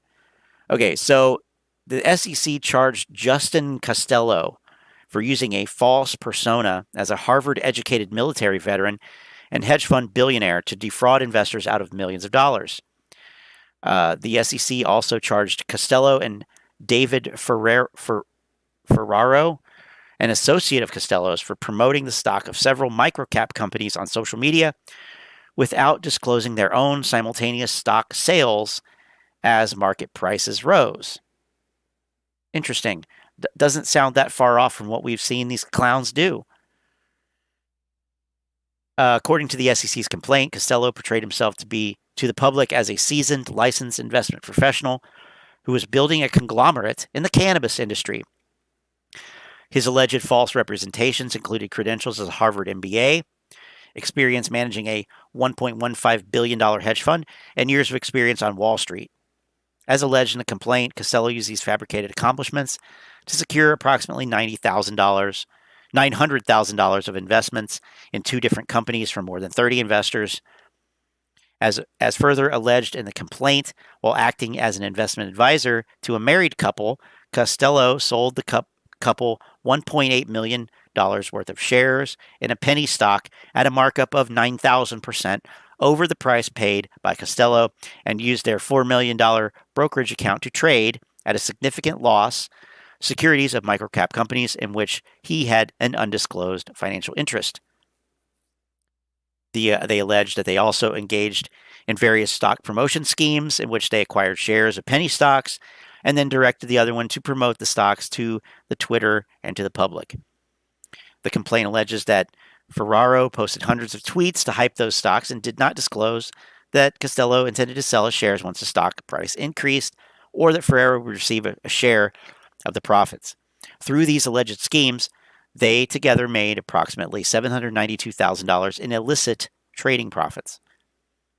As we allege in the complaint, Costello brazenly used fictitious accomplishments to win over investors and directed numerous manipulative stock promotion campaigns. The associate regional director said, "This case highlights our ongoing efforts to protect investors from fraudsters posing as investment professionals and to safeguard the markets from social media schemes and other online fraud." They were charged with violating the anti-fraud provisions of the federal securities laws. The complaint seeks permanent injunctive relief, disgorgement with prejudgment interest, and civil penalties. The SEC also seeks penny stock bars against Costello and Ferrero, and an officer and director bar against Costello. In a parallel action, the U.S. Attorney's Office also announced criminal charges against him. So then we have the investigators here, and the Office of Investor Education and Advocacy encourages investors to use the free resources on investor.gov to check the background of anyone selling or offering investments. So I have to admit, when I saw this, presented himself as a Special Forces veteran and Harvard grad to gain investor trust, who do you think I thought it was? Who do you think I thought it was? I mean, Lynn and I were on the same exact page. Same exact page. Pink sheet stocks are for newbies thinking they will be rich overnight. I mean, couldn't say it better myself. At least apes moved to OTC where they belong. Oh my goodness. Yeah, that's a pretty good SEC strike.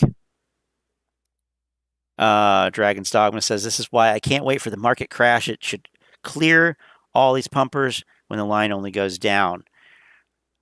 Oh, keep in mind that the market won't go straight down. It doesn't go straight down.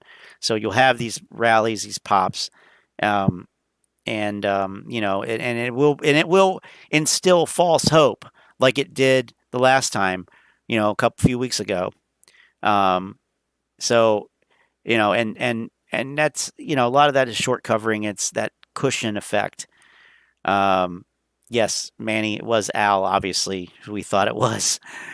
Hope the FCC comes after these YouTube fraudsters. That would be a very good use of government time and money, which is exactly why they probably won't do it, Badback. That's true. But I think your reasoning before was sound. The reason they haven't, probably, this is speculation, potentially the reason that they haven't come after them is because they're irrelevant in the larger scheme of things. Now, but the reality is, though, they are, responsible, at least in part, for, misleading these retail gamblers on these stocks and the likely moves that were going to happen, in the stocks. So, or, the impending short squeeze or whatever you want to say. So, we'll see, I guess. I mean, and it could, who knows? It could still happen. It definitely could still happen. That SEC action is closest so far, and they are circling. I don't know if they're the big fish first. And we don't know, when did this actually happen? Like when, here's the complaint. Like, they're not fast about this shit. Like, it's years later, usually. Yeah, July 2019 and August 2020. And here it's about to be August 2022. So that's about 2 years. So it's going to be a minute if they do. But this is the actual complaint. I'm not reading through all this. But did Lynn put the Hempstract Incorporated? Oh, my God. Jesus. So the guy, Costello is 42 in La Jolla, California. Hey, California. Ferraro is 44, and he's a resident of Radford, Virginia. Oh. There's something else here on White Diamond. I got to go back to this real quick. Because this is just too, like, I can't believe that this is actually in here. Okay. We know. Okay. Operating from a mailbox location. There's no physical office. According to Google Maps, the address is a restaurant. Yeah, it's literally a restaurant. Suite 800 of this. So there's that. The only two employees are the CEO and the president, Kathy Griffin.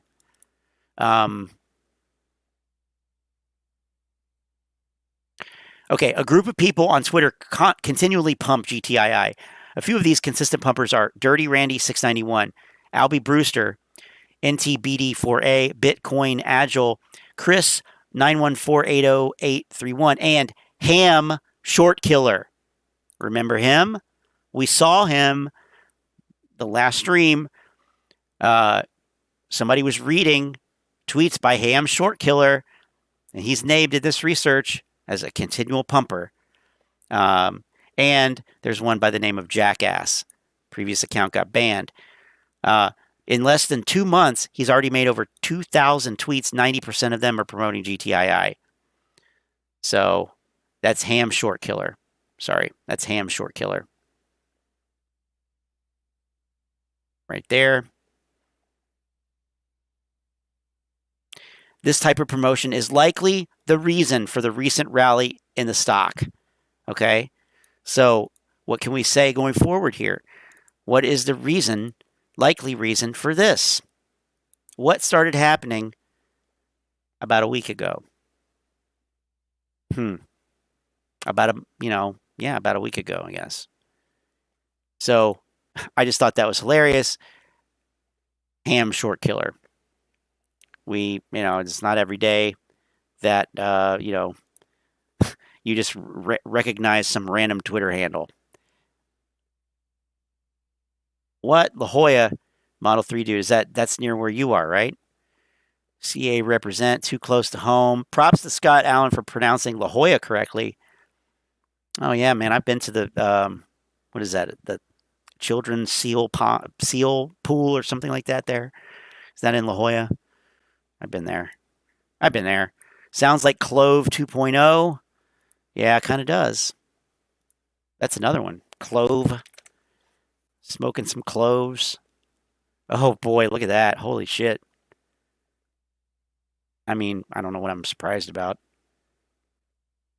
And again, we have these areas of overhead supply way above the value area, even when we zoom out. All this up here. And I would even say that this region, go in soon. If you go in close enough, it probably, no, it's still there. But anyway, it's a high end of the value area. What's another one? Sundial. All these stocks. Bullshit.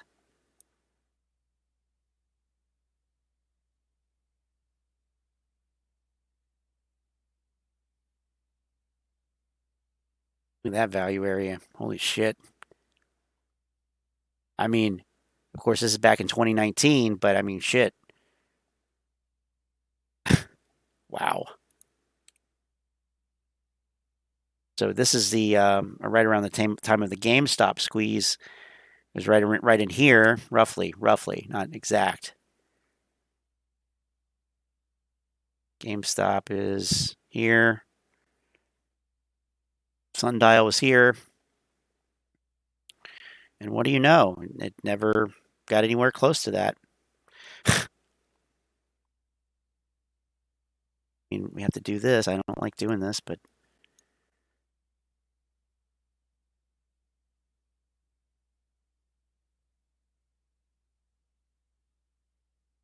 so then here, this is AMC. So yeah. And like everything else, it's got these pumps and dumps. Wonder if it aligns with the other ones. Well,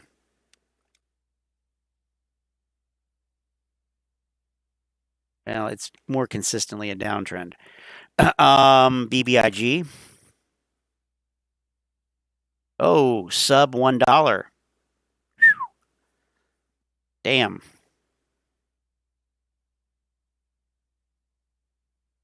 Damn. Same deal. So, around the time of GameStop, Around the time of AMC, it had its day in the sun. If you want to call it that. I mean, yeah, I mean, look at it. It did this. 400%, 400 over 4, almost 500%. Yep. And then every subsequent bounce has been lower. Every one. And you know that there are still a lot of people in overhead supply here, for sure. That volume. Look at these volumes. 400 million, 200 million, 100 million. It's a lot. Wrecked. Manny's been to La Jolla.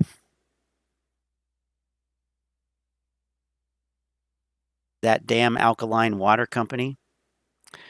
Lynn, I was thinking about you on Tuesday while at the Roger Waters concert. Cool. Didn't know he was still touring. Did he do any Floyd stuff? Or I don't know, what would Roger Waters be?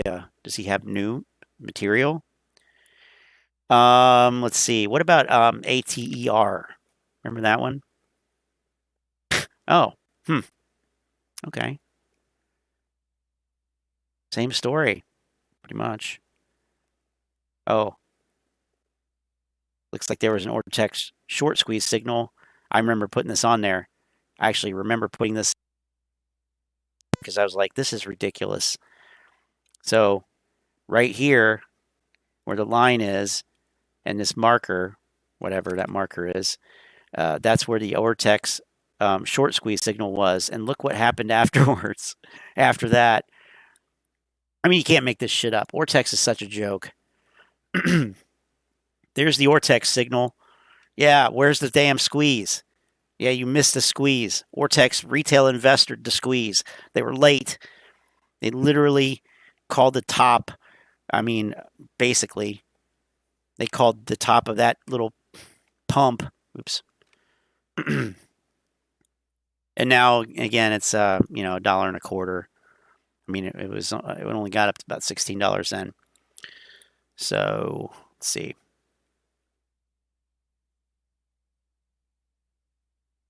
Imagine paying for Ortex. Oh my God, I know. Holy shit. Imagine paying, excuse me, imagine paying for Ortex.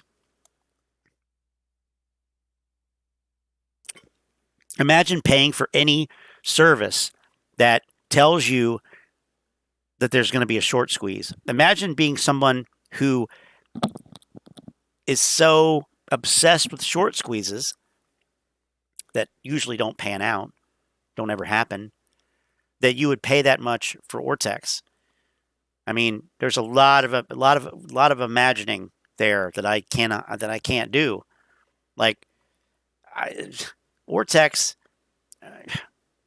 like the lady said. What was her name? Shit, I already lost her name. Nikki something. Nikki Dunn? Yeah, Nikki Dunn. The financial planner that we watched earlier, who was talking about meme stocks and stuff. You know, you can trade short squeezes, and you can do it. All right, Chris, thanks a lot. Hitting like button on the way out. And yeah, we'll be wrapping up here probably around midnight. So about 30 minutes. So she said, yeah, you can trade short squeezes, but you have to actually, complete a trade and manage it.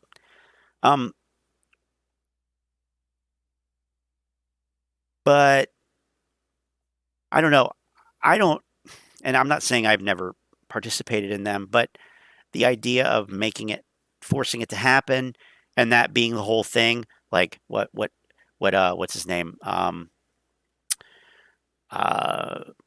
John Wick Snipin', yeah. John Wick Snipin' said that they were going to create this group of, the short squeeze snipers or whatever the hell he called it, and they're just going to go around and buy up all this shit and cause all these short squeezes. Like Nikki Dunn said, like, it's not a sustainable trading strategy. Like, you can get lucky, it can work once in a while, but it's not something that can be sustained. It's just not. And for that matter, I would even widen that out to say these momentum plays in general. Like, you can you can do well on them. But if that's the only thing that you can do, or if that's all you're looking for, if that's the only way that you know how to make money, it's kind of like everybody's a genius in a bull market, because it doesn't require much skill. Yeah, of course. I mean, you could teach a fourth grader how to trade one of these momentum plays. But, I mean, the thing is, that seems to be what people are just looking for. I mean, especially these like Gtii investors, and, the apes are just ruined in terms of their whole conception of investing and trading. Why? Because they listen to these influencers, the same influencers that are now changing their tune, bowing out, bailing out, calling their own followers, names, and insinuating that they're stupid and all this kind of stuff. And it's like, well, they listened to you. Where do you think they got it from? They listened to you. So you were either stupid too, or you were a grifter and you knew that you were misleading them. And that's fraud. That is 100% fraud. So, but yeah, Ortex sucks. Tony D has Ortex. Of course he does. You know who also has Ortex? KC Shaw. Because I did a spread. I went through all of the went through all the Ortex updates that were posted on Reddit, like from the beginning of the year, and I added up all of the return shares, because in the Ortex model, return shares represent shorts that have been covered and returned, closed. No difference between covering and closing, by the way. Fuck you, apes. Okay, stupidity. But anyway, the short positions were closed, taking profits, and so they returned the shares. Now, they like to say, oh, they returned shares, they didn't short. You don't know that. There's no way to know that. But I added them all up, because I wanted to see what's the total amount of shares that have been returned. And I forget I honestly forget the outcome of that. I can bring it up. But anyway, point is, I did a video on it. And, well, yeah, Casey Shaw commented on that video. He commented on the video, and he said, oh my God, I can't believe that you actually did all this. Next time, just let me know. I have Ortex. I'll get all the data for you. It'll take 2 minutes. And I said, oh, that's nice, but no, it's okay. I prefer to do it this way. I'm not interested, basically. Thanks, but no thanks. Okay. So here, let me get this. Just since I'm talking about it, whatever. See, how do I do this here? Here's how I do it. Okay. Oops. Oh, oops. God dang it. It's coming.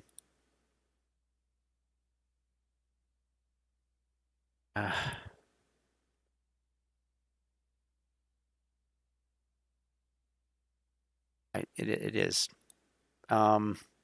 It's actually, it didn't even really take that long. I mean, it did not even really take that long. It's crazy. These guys are, wow, I can't believe you did that by hand. Really? Go. Oh, there it is. Okay. There it is. Let's bring this up here and make it a little bigger. Wow.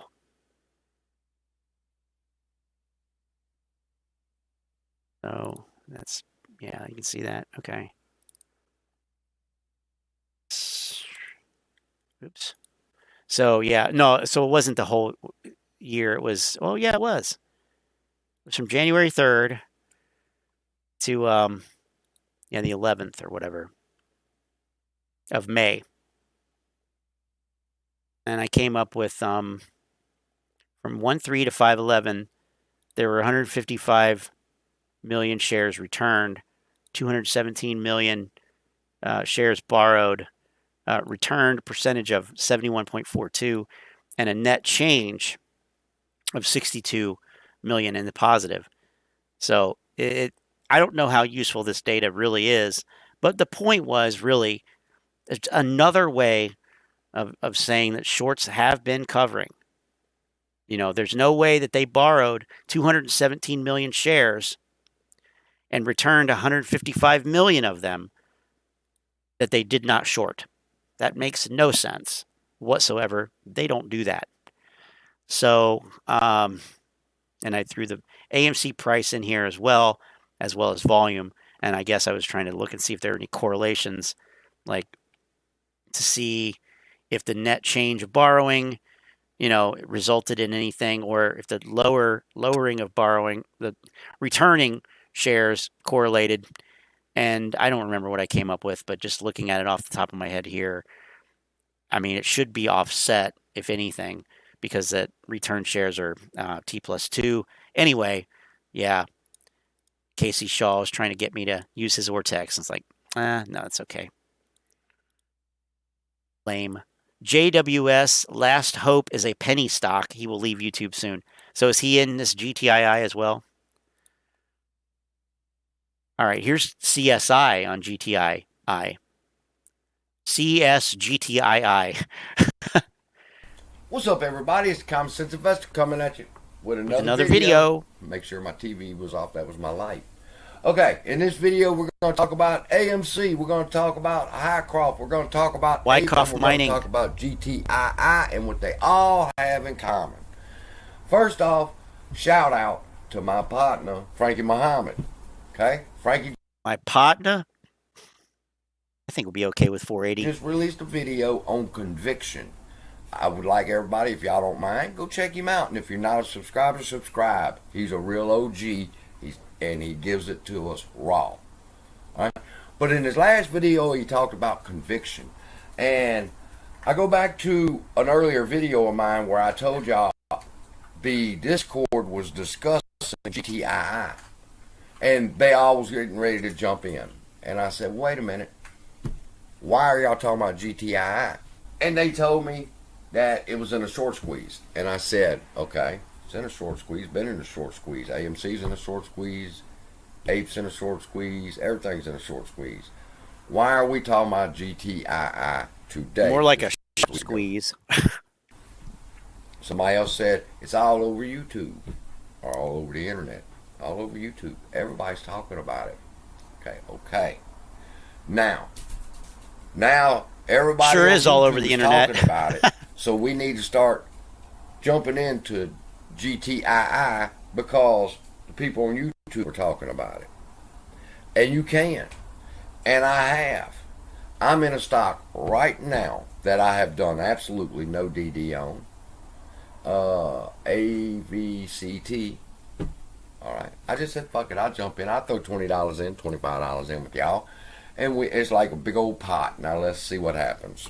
You know? No DD. But I don't have a price expectation either.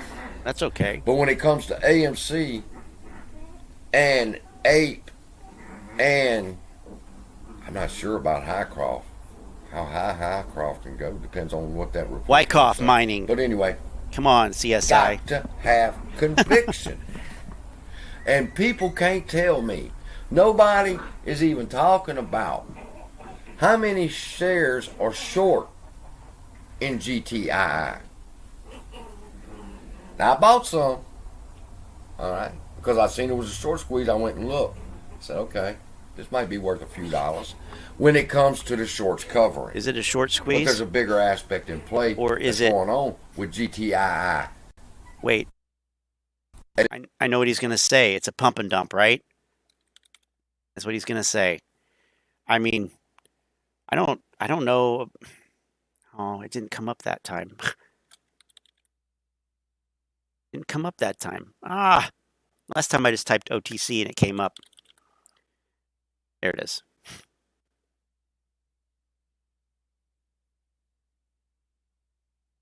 I mean, White Diamond said that the short interest was 500,000 shares, and this is back in March 30th, though. So I don't know if anybody has a short interest.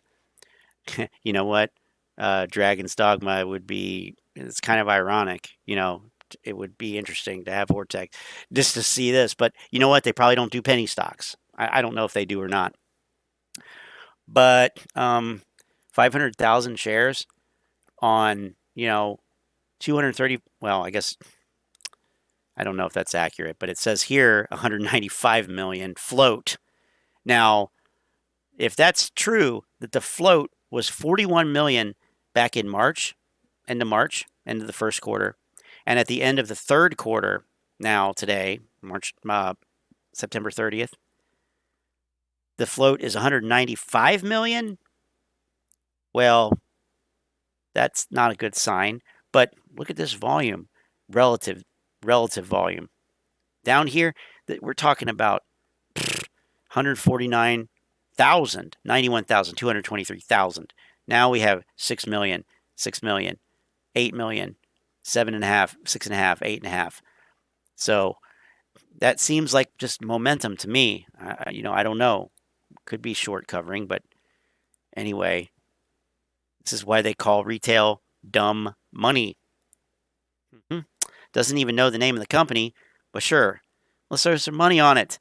Yeah, it's like a, I don't remember which slot machine I played at the casino. I just put money into it. That's essentially what it is. I don't know which slot machine did you play, Scott? I don't know. I forget the name of it, but it has those things that spin and makes noise. What stock did you invest in? Oh, I don't know. It's got those price bars, and I lose money on it. But they're all the same, Ape. And FOMO. So forth. There's placeholders there that there's no shares for. What? All right. That's what makes this play so valuable. All right. Placeholders. They didn't just destroy the shorts. The shorts they don't have to cover or close their positions, but the shorts have to pay the Shiba Inu dividend. Wait, did that actually happen? Those who own the shares of Gtii. God damn it.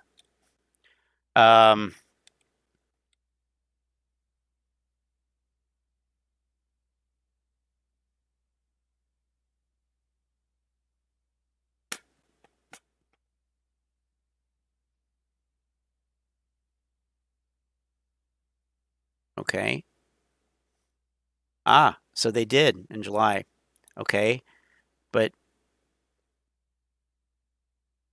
on July 28th, FINRA declined to effectuate the company's request to pay a digital dividend to its shareholders. FINRA determined that the company action was deficient because the DTCC is unable to process the digital dividend distribution to GTI shareholders holding shares in Seed & Company, which is a substantial percentage of its shareholders.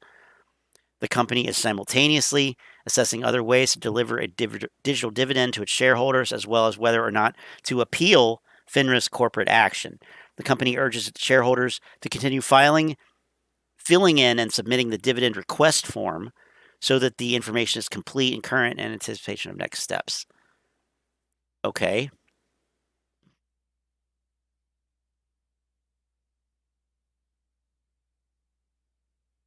So we got an 8K from the other day, a few days ago. I don't know, a couple weeks ago.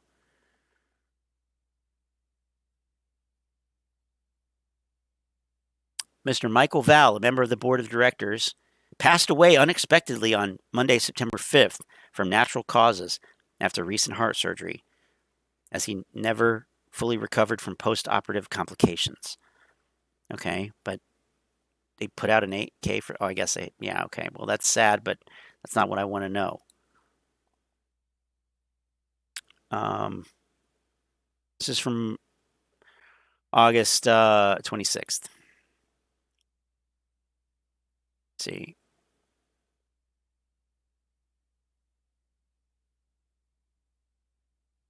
Completion of acquisition or disposition of assets. Gold Transactions International Incorporated. Now, that's the initials GTII. Okay? GTII. Gold Transactions International Incorporated recently updated its 2-year audit and financial disclosures as required by its stock purchase agreement with the Gtii. Gtii, which I guess is Gold Transactions International, updated its audit, which are listed below. Gtii, a privately held Utah corporation, was formed on November 6th, 2020. Joint venture and buying and selling gold on a global basis through a private network of companies. Well, that sounds above board.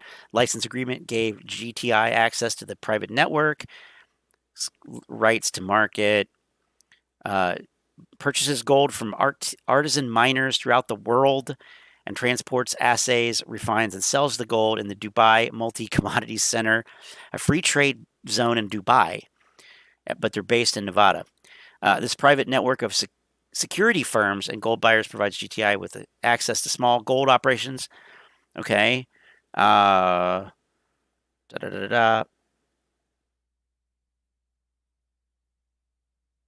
Okay, let's see.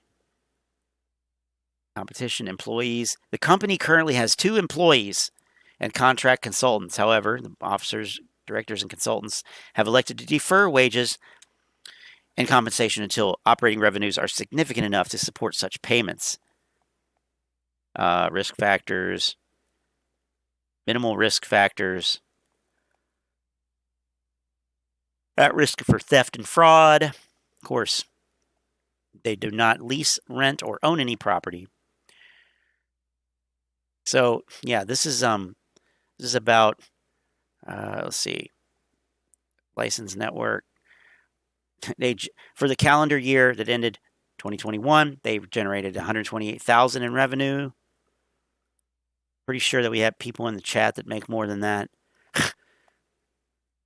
Gtii shareholder advanced $475,000 during the year and received approximately $5 per month on the advanced funds. Wow. Okay. Net income of $70,000. Now, remember, this is just a company that's affiliated with them. Okay, so, but that's still not really telling us much. Amendment, quarterly report. Notification of inability to timely file the 10Q.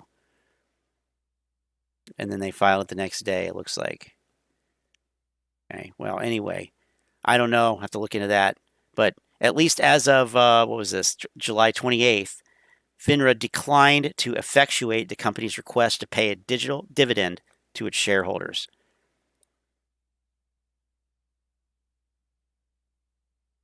There's no, Model 3 dude says, there is no level of resistance on the uptrend and the only reason for the fast movement up, but it will fall faster.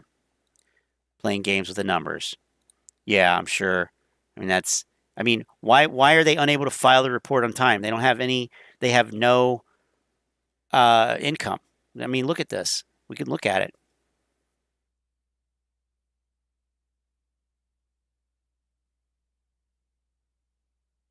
Let's see, financial statements. Cash and cash equivalents, $354,000. They have no accounts receivable.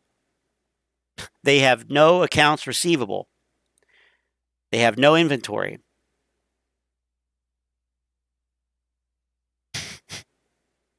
Well, they have accounts payable. They got those. Yeah. Accrued interest payable. They've got that. They've got notes payable in default. In default.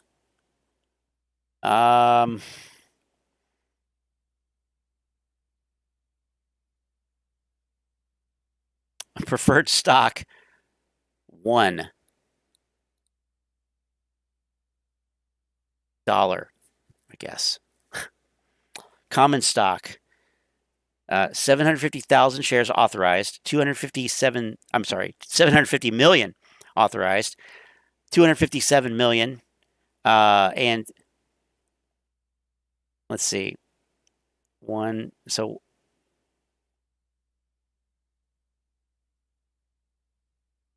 257 million and 255 million issued, and 247 million and 239 million outstanding, respectively.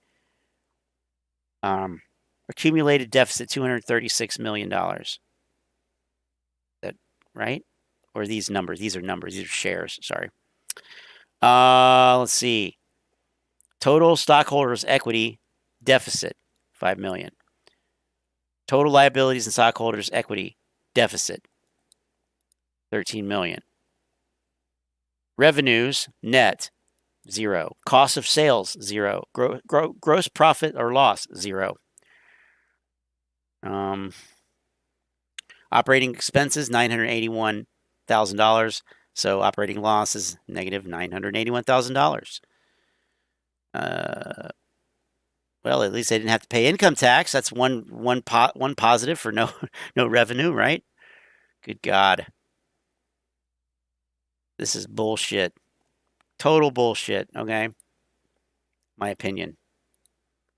Yeah, that's exactly what. Yeah. I mean, this is a, you know, and this is the kind of stuff that White Diamond was talking about, you know. You don't have to take their word for it. Just look at the damn filing. Let's see.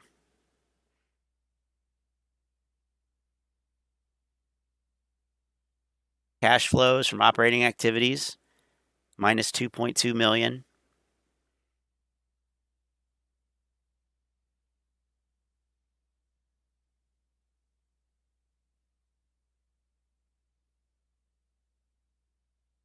Yeah.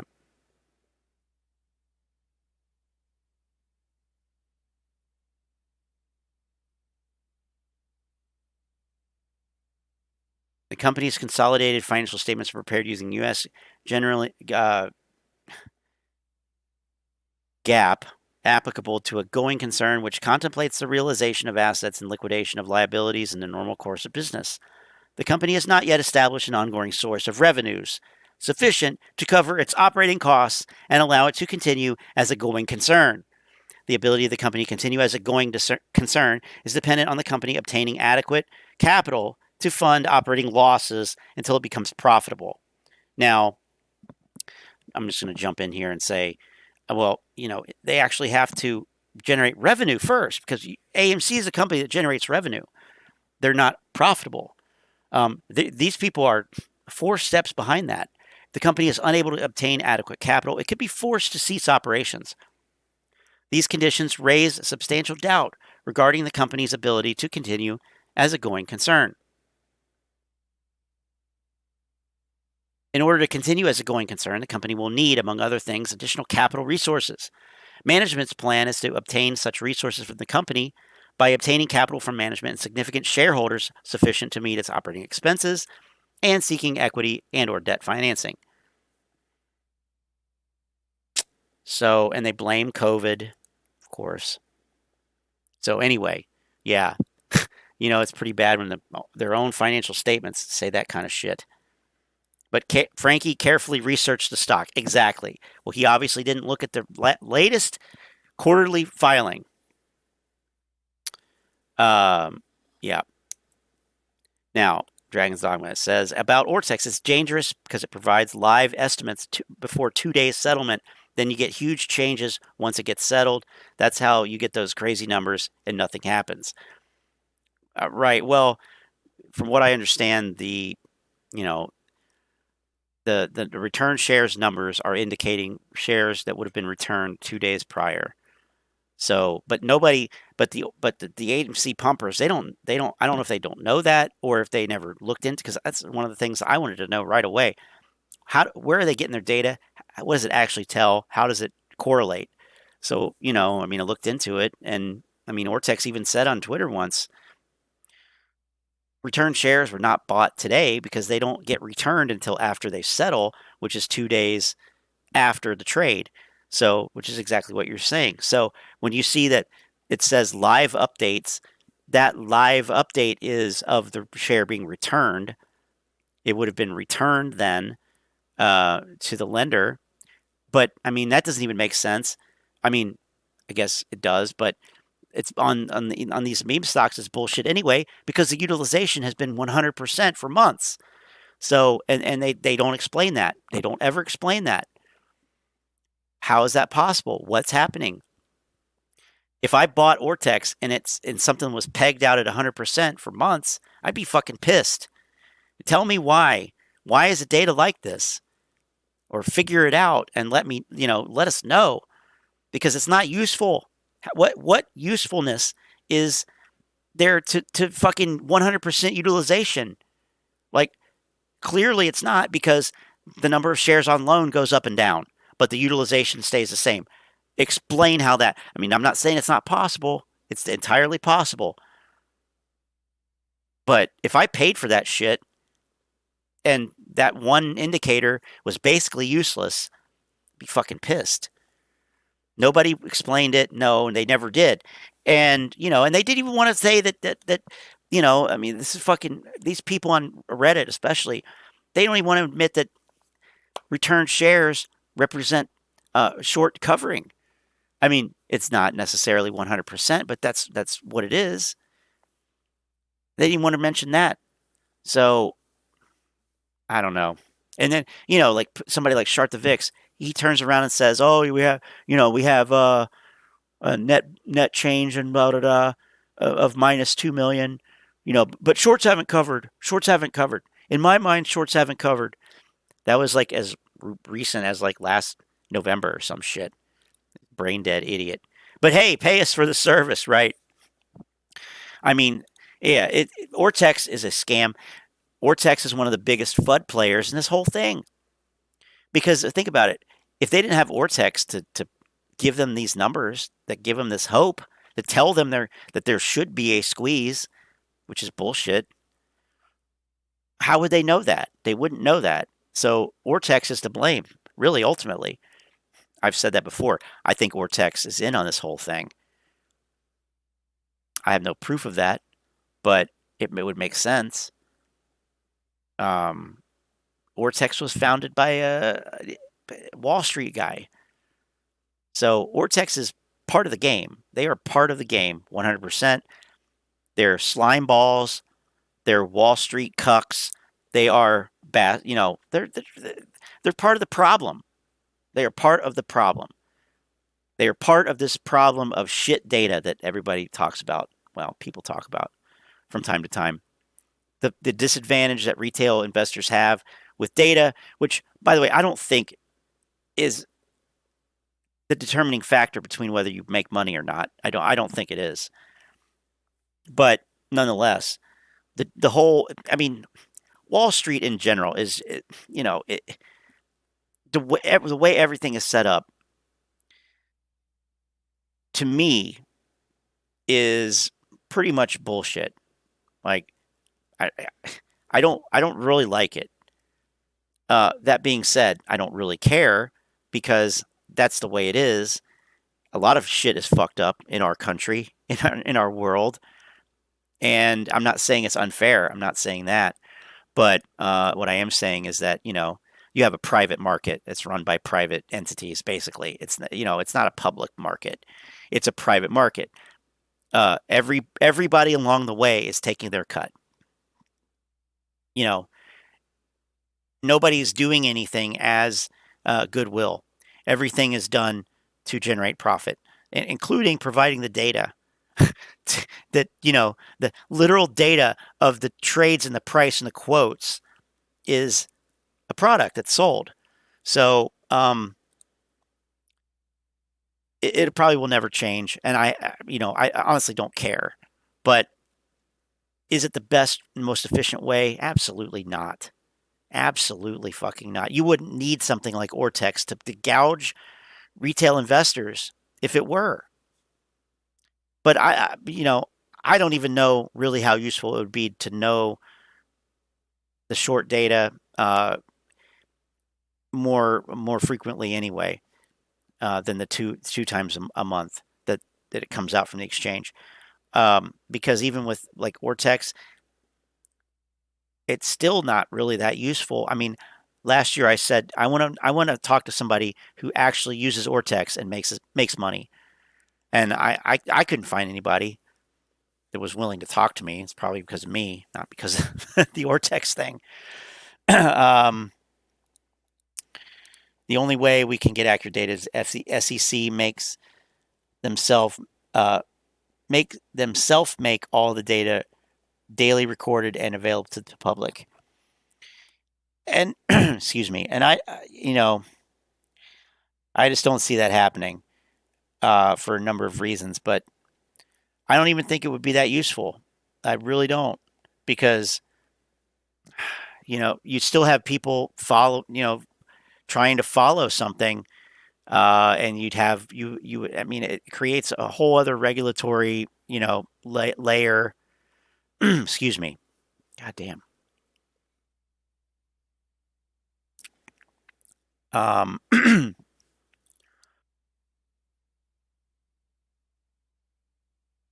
then you'd have a lot more people thinking that they can, do these short squeezes, and you'd have a lot of people, this is my opinion, buying stocks because they're shorted, which, what really needs to happen is people need to be educated on what all this shit is. People need to realize that short selling does not exist to bankrupt companies. That's not the reason that people sell stocks short. But because of whatever's happened, that's what a lot of these people think. And it's just, it's just not true. So a stock that's being shorted, then you have all that squeeze metrics crap that came out last year, where they're like, their thesis was that high short interest is a bullish indicator. Okay, well, maybe not. A lot of times, no. Like, it wasn't fucking bullish on AMC the whole time it had supposedly high short interest. So I'm not really a fan of the whole thing. I'm a grumpy old man probably, but I make my money trading index options on the Dow Jones, not the Dow Jones. Grandpa's favorite ortex. Grandpa's favorite index. Fuck ortex. TMI now has his own Discord for $70 a month. Oh my god. Oh my god. Wow.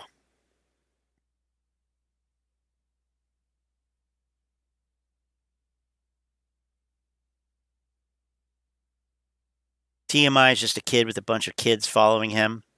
Yeah, pretty much. Oh, I found out where he lives. He's in Vancouver. I knew he was in Canada.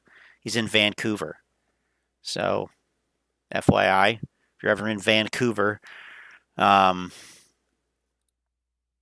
So, they have higher chances with delta hedging than short interest.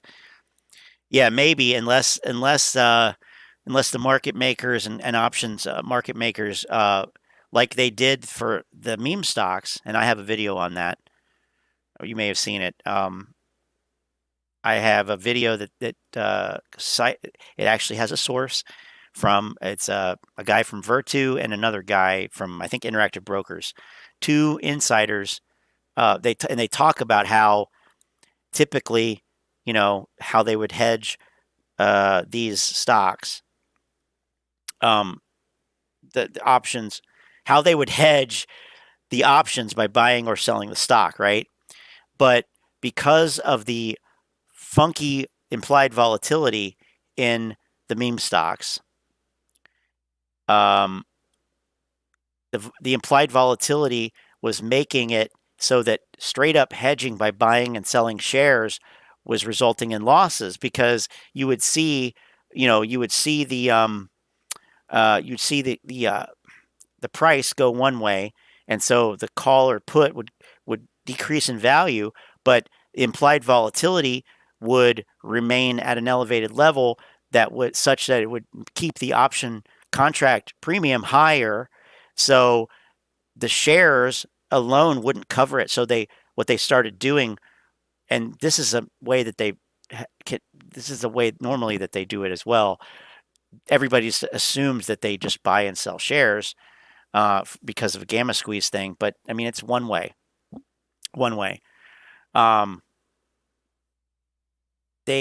the easier, more cost-effective way to hedge those contracts is to just buy another contract, because then it has exposure to IV as well. So that's what they started doing. I mean, you can look, if anybody's interested, the video is on my channel. I think it's called Delta Hedging is Wrong or something like that. I don't know.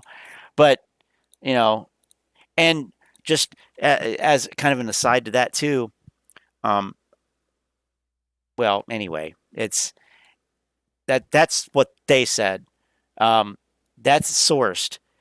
I never found anything that was sourced that the AMC YouTubers were saying about delta hedging. I mean, yeah, it's kind of common knowledge or whatever, but I mean, if you dig into it, and I read a couple like research papers on options hedging, which is really heavy mathematical, like it was hard to get through, but there are different ways that they can hedge. So buying shares, selling shares is one way. Buying options, selling an option contract, to offset the delta is another way. Because at the end of the day, they want to be delta neutral, and they are required to be delta neutral. So, and TMI speaks no French. Well, Vancouver, is that in the French part? I don't know. The French part is Quebec, right? I don't know. I'm not sure where Vancouver is. I'm like in the East Coast area ish. British Columbia, okay. Oh yeah, so that's that's over by Washington.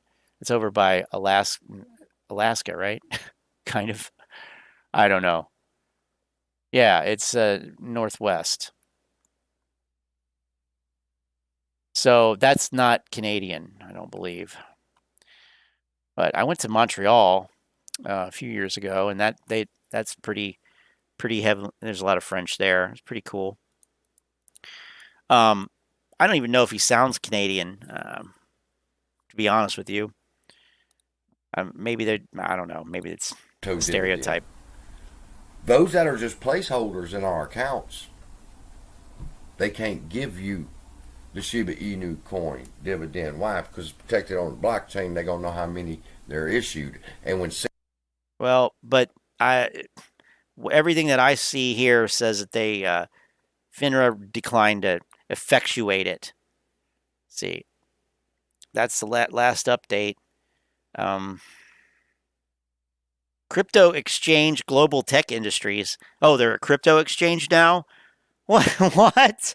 They're a crypto exchange now. Oh my God. I maybe they were a crypto exchange the whole time. This is Seeking Alpha, apparently. God, these fucking bullshit. I mean, this is peak bullshit here. This is peak, like, I mean, if you look also, if you look at this website, okay, go back to White Diamond, and it talks about the history of the company. Global Tech Industries was incorporated in 1980 and was first called Western Exploration and Mining Company. In 1981, it changed its name to Nugget Exploration. In 1999, it reverse merged with GoHealth.MD Incorporated. Okay, .com. This is the .com era, right? 1999. At the time of the reverse merger, the company had no significant businesses. In 2004, it became Treetop Industries, and subsequently Global Tech Industries Group in 2016, as it is called today. So yeah, it's been through, it's always pretty much, sounds like it's pretty much always been bullshit. But yeah, I love it though. Crypto exchange. Crypto exchange. What? They have a crypto exchange now, apparently.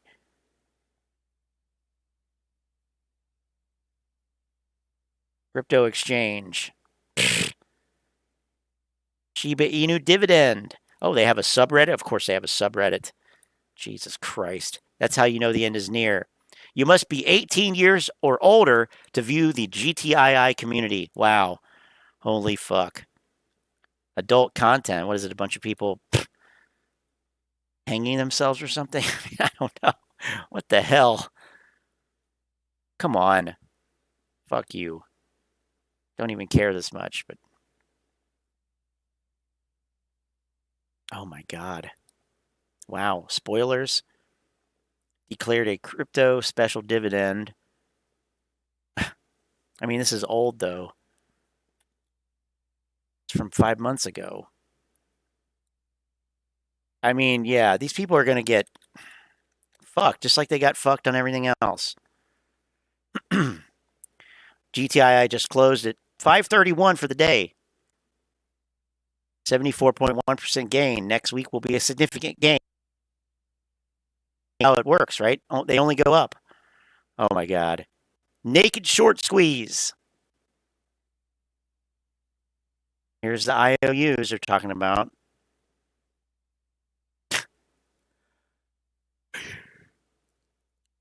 Oh my God. I mean, in the real world, people buy stocks because they think they're going to go up, and they sell them, you know, at some point when they've accumulated a profit, or they sell them because they think they borrow overvalued shares. I love the way that Manny said that one day. They borrow overvalued shares and sell them, and they buy them when they're cheaper. All this bullshit about, oh, there's a high probability that the majority of shares in circulation are IOUs and blah, blah, blah, and, you know, synthetic shares and blah, blah, blah. That's all speculation. There's a high probability. Okay.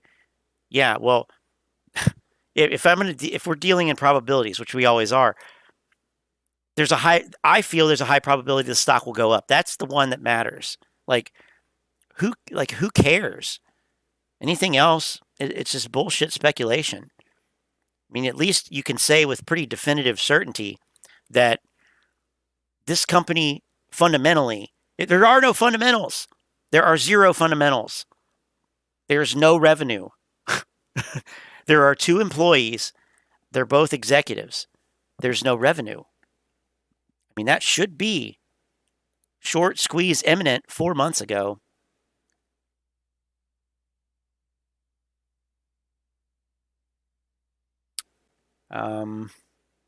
Okay, let's look at Model 3 Dude's last request here. His last request. Okay, let's do that. I'm done with CSI. I don't care. I just don't care. Who cares about IOUs? The company sucks. The company is failing. IOUs or not, it doesn't matter if it goes down to 0. You know? Oh, yes, Lou. All right. Sweet. What's going on, my silly little motherfuckers? Well, all right. Let's just start this whole fucking thing off. Kick it off. All right. We all know, obviously, the GTII going into next week, the warrants, the FOMO, the big buy-ins, the institutions, the margin calls. Of course, got to be margin calls. That's emotional. It's emotional manipulation. All the craziness, the frenzy. Why? All I'm doing is playing a video. Don't leave me alone. So we already know that. So that way. Though, no, you don't. You said the same thing about AMC and Sundial and all these stocks. Didn't happen. They did their DD. It has Shiba. Yeah, but I can't find any verification that they actually did that, because here on the website, wherever it went, yeah, it's buried in this tab somewhere. It said that the last update said that FINRA said no, because they can't, the DTCC couldn't distribute it or something. So, but I mean, I get what you're saying though. I do. It's just like Overstock too. Overstock. Another shit company with another scammy CEO and a bullshit dividend that didn't work out. I mean, essentially, oh, fuck, why did I do that? Why is it not playing? Like, it's so weird. Like, it's not, we don't need to see him. To next week, the warrants, the FOMO, the big buy-ins, the institutions. The only warrants that are going to be relevant here are the warrants for these clowns' arrest. I mean, seriously. They belong in jail.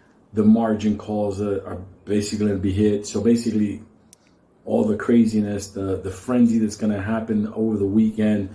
So we already know all that.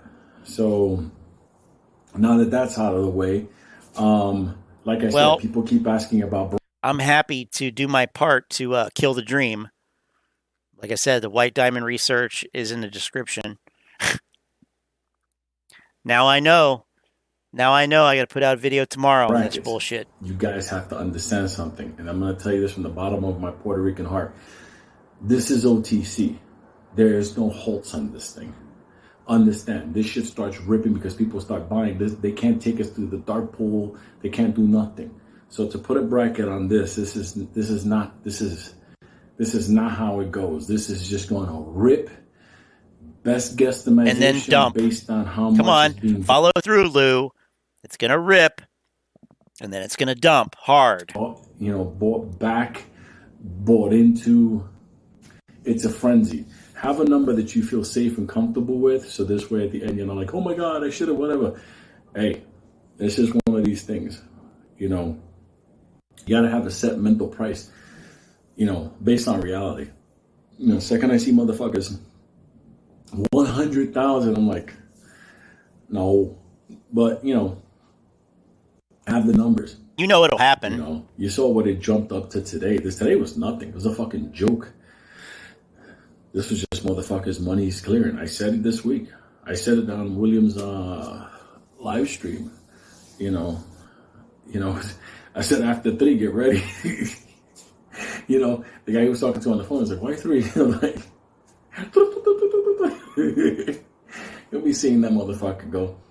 But what's funny is this obviously starts running up. People need to get in your brain. Next week, pay attention. No joke. If you're fighting with your wife or something, be like, listen, bitch, I ain't talking to you next week. I got money to handle. I'm hanging out with this Puerto Rican. At the end of the day, pay attention next week on what's going on. Also, make sure whether your broker is going to be as a broker that's on a delay, because OTC you get delays as far as the pricing. So make sure you're getting the most current price. Okay, I'm on TD, by a penny or two sometimes reporting, but it's basically on that point.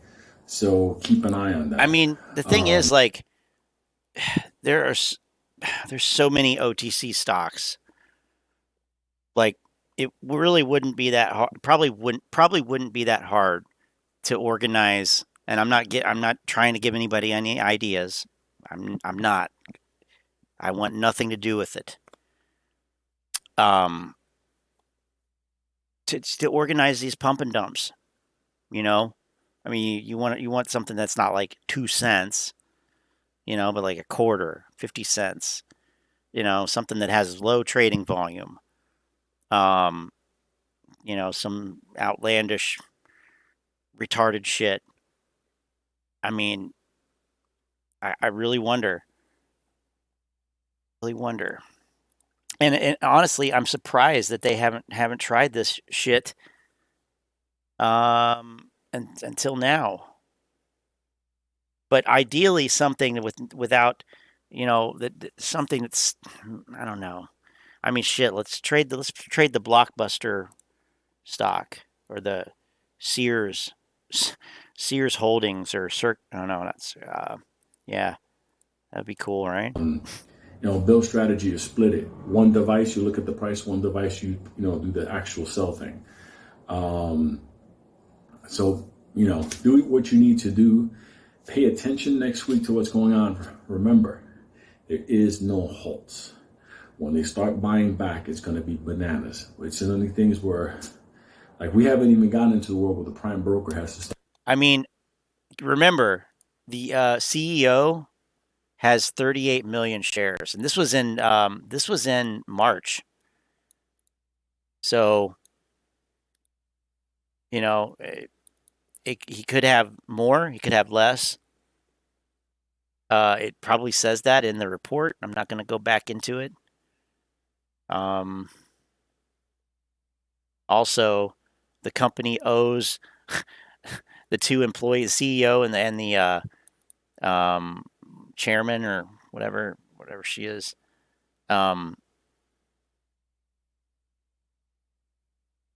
millions of dollars. Like, it's fucked up. So, assuming that this guy has 38 million shares still, and Lou's talking about all this stuff, like assuming it's going to keep running up. Yeah, until that motherfucker dumps 100% of his fucking position and crashes the fucking thing out.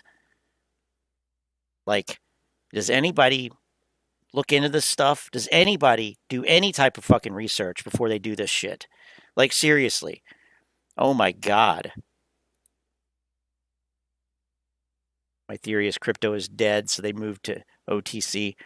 Crypto's dead. Meme stocks are dead. The market's dead. That's what happens when you don't know how to trade. You know? That's what happens. Shit. I like trading in bear markets. Personally. Pink sheets are not live trades. I've never traded an OTC stock. I'm not interested in doing it, but I probably will at least look into it a little bit. I mean, I have several TD Ameritrade has it. Fidelity, I believe, does. Webull does. So, but I mean, anyway, Model 3 dude, I mean, these clowns are used to using Webull as their favorite brokerage of choice, right? So they're used to delayed orders, according to Lou. Just kidding. So, like, people, this is not what you've been used to. This is something that's like going to be like retail in a mass, in an OTC, heavily shorted synthetic shortage with warrants and margin call. Like, this is like, that big fucking storm that's coming up to New York, that fucking Ian, whatever, the one that put the crocodiles in the street down in Florida. Like, many factors made it into a superstorm.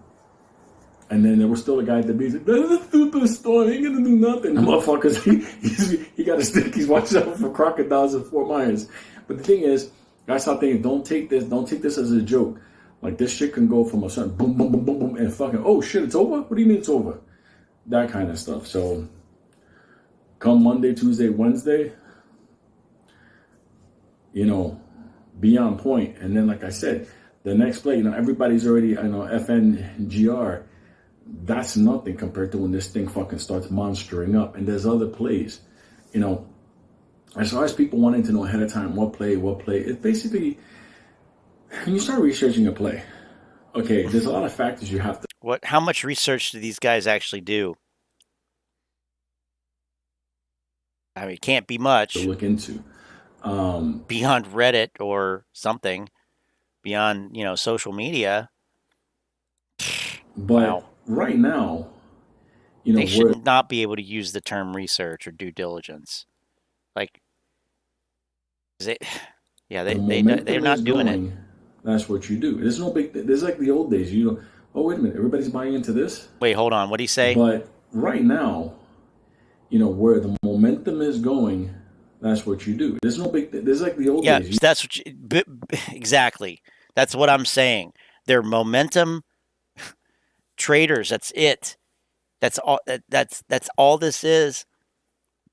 It's all it is, and it's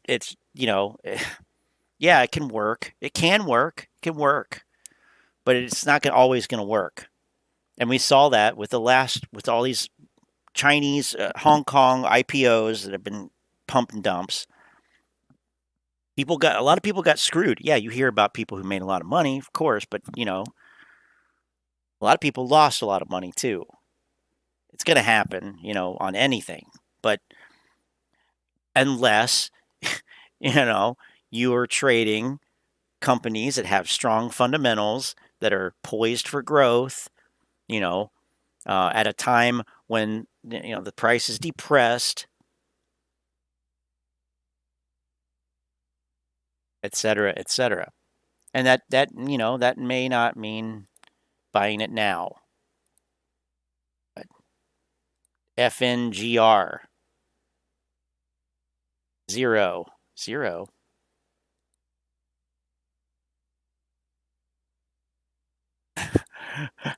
You know, oh, wait a minute, everybody's buying into this? Like, when people were buying into, I remember when the people buying into Dell computers. People didn't even have a computer. Like, I don't know what this Dell, whatever, people just buy the fucking, people made themselves millionaires by just buying. Yeah, but they had a product. They were a successful company. They're still around. Like, yeah, I understand, but like, it's not, you know, you're talking about OTC stocks. You're talking about momentum, bullshit momentum plays on companies that are, you know, basically scam shell corporations. It's apples and oranges, man. Buying into Dell when they were, you know, down in Texas, whatever. Never even have a fucking computer. Motherfuckers don't even know how to use a calculator. Wherever the wind blows. They were one of the early investors into Dell. They made $1 bazillion. Motherfuckers own flip-flops. Never seen an inside of a fucking, you know, a computer company, but they made money. So movement, just keep an eye out for the movement. It's easier way to explain every single thing.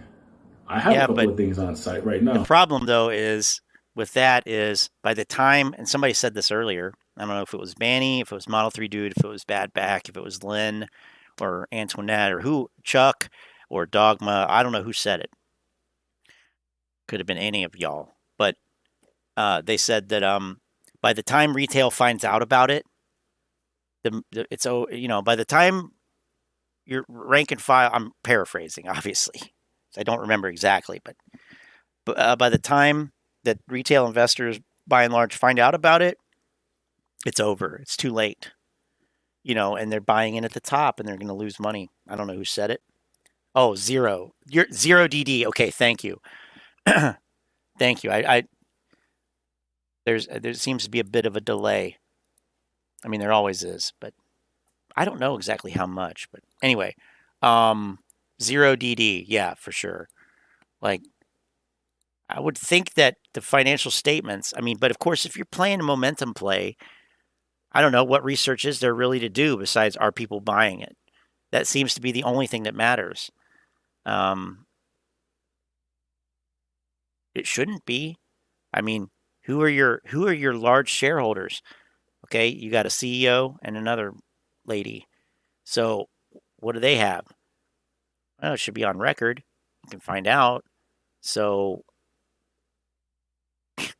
you think they're not going to make any moves when the price goes up, you know, 600% or whatever it is? That's a real concern.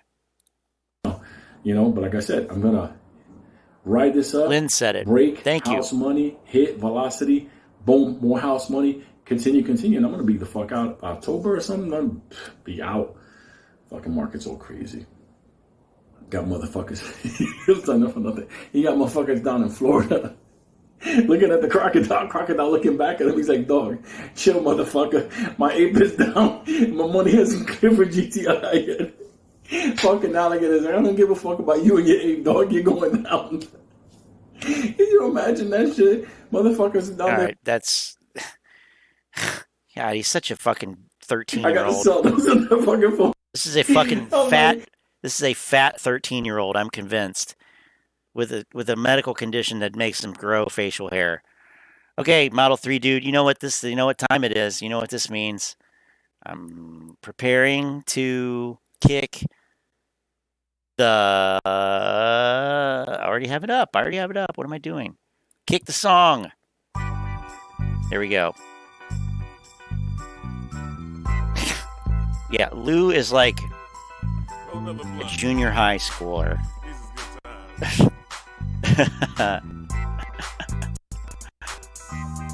Wow.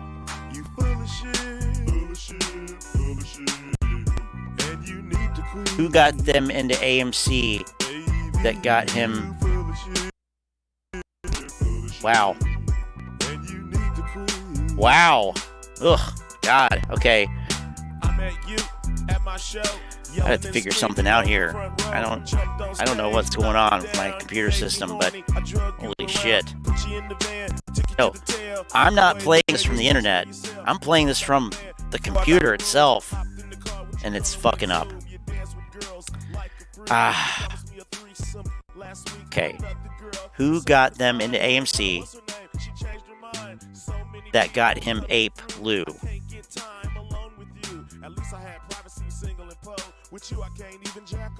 IO lose. They just have IO lose in their account.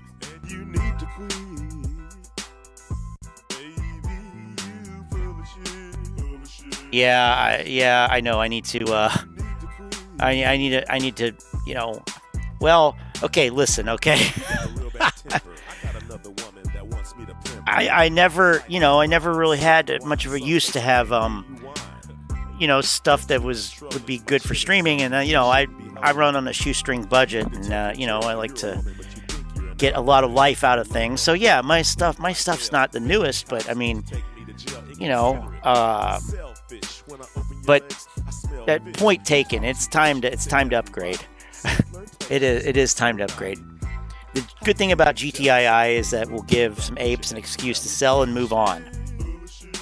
And somebody said earlier, I don't even want to try to find it, that, well, I think it was Dragon's Dogma that said, can't wait until the crash happens and flushes these people out. Well, the more they go into these pump and dumps, it'd be interesting to know, like, a percentage of how many people make money versus how many people are losing money. Yeah. But each one of these pump and dumps, I feel like, is achieving that because, the reality is they're not investing in, like, real companies. They're not buying real stuff anyway. So we need them to be in the riskiest assets, the riskiest securities, because those are the ones that, will be affected the most likely. And I would, still put AMC and Ape and GameStop and Bed Bath & Beyond and all that nonsense into that category. But certainly, I mean, go to the penny stocks, and some people will sell AMC probably to go into it because it's all they can afford to, Yeah, I'm going to sell my AMC that I paid $30 a share for. Well, I can only get $7 a share for it if I'm lucky now. The only thing I can buy is a penny stock. So, I mean, there's a good argument to be made for just keeping it in cash, probably, at that point. By the way, the song has been kicked. So, I still, I still think it's hilarious that Fidelity has marked Ape as a penny stock. That's just fantastic. This is great too. Check this out. Once again, Bill Murray from Groundhog. Once again, we are here. I know it's cliche, but eventually one of us will be right. We're here. You are here. Look at that. How many times have we seen that? How many times have we seen that? Now put that, I think that's a Volkswagen squeeze chart, right? I mean, yes, exactly. One of those times you'll get it. I mean, this is such a great subreddit. Let's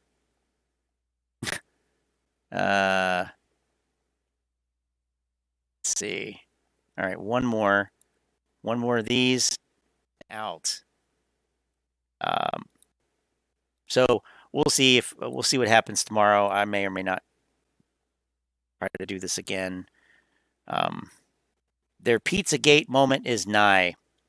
Unrelated, but I can't make a post. So with technology being how it is, how hasn't anybody tapped their phones, hacked their emails, stolen their data, like China does with TikTok?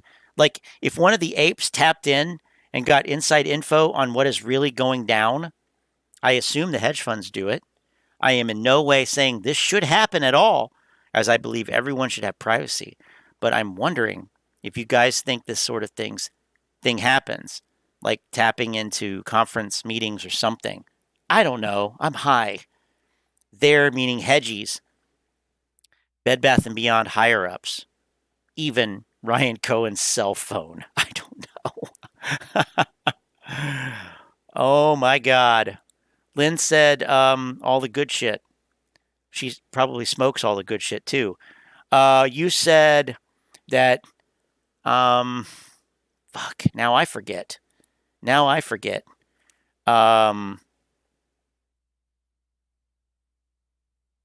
By the time retail investors hear about one of these pump and dump momentum plays, it's too late. It's already happened, and they're buying at the top, and they're going to get flushed out. It was said by Model 3 dude that Lynn said it, and I said Lynn says all the good shit, and probably smokes it too.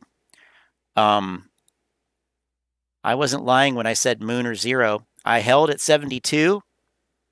I'll hold at 6. Over 90% loss sounds great. The exponential floor is now over 500K. Note that I did not adjust it for the split because it was a splividend, and that's a completely different thing.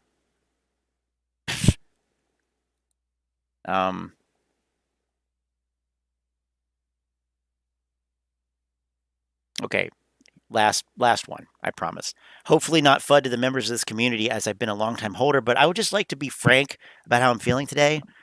What I thought was going to be a journey into a financial corruption and a deep value investment has turned into a journey of uncovering inexcusable amounts of financial, political, and societal corruption that is destabilizing the world we live in. Every day, as I watch the criminals that have been uncovered continue to traverse the globe and wield their financial might with absolutely no recourse, I grow a little more fearful that perhaps there are no powers on our side. No government advocating for free and fair society. And like it or not, I'm afraid Ryan Cohen cannot do it on his own. Just depressed, I think. The world seems to be crumbling around us, and all anyone cares about is enough digital numbers that they get to call themselves billionaires. There, Ape. It'll be okay. You'll get to call yourself a billionaire someday. Activation mode, dump. Activation mode, dump. And the fact that the fact that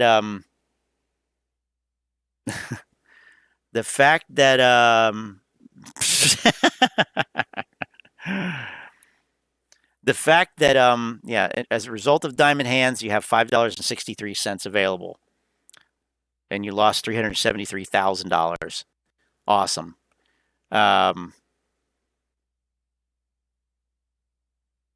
APRN.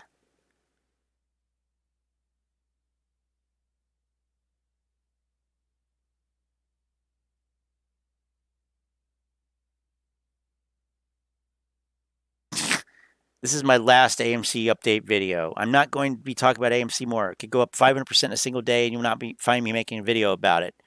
I think I need to make myself a villain for retail investors to wake up. Movement being held back, a lack of conversation, lack of reality. Fear of being labeled a shill.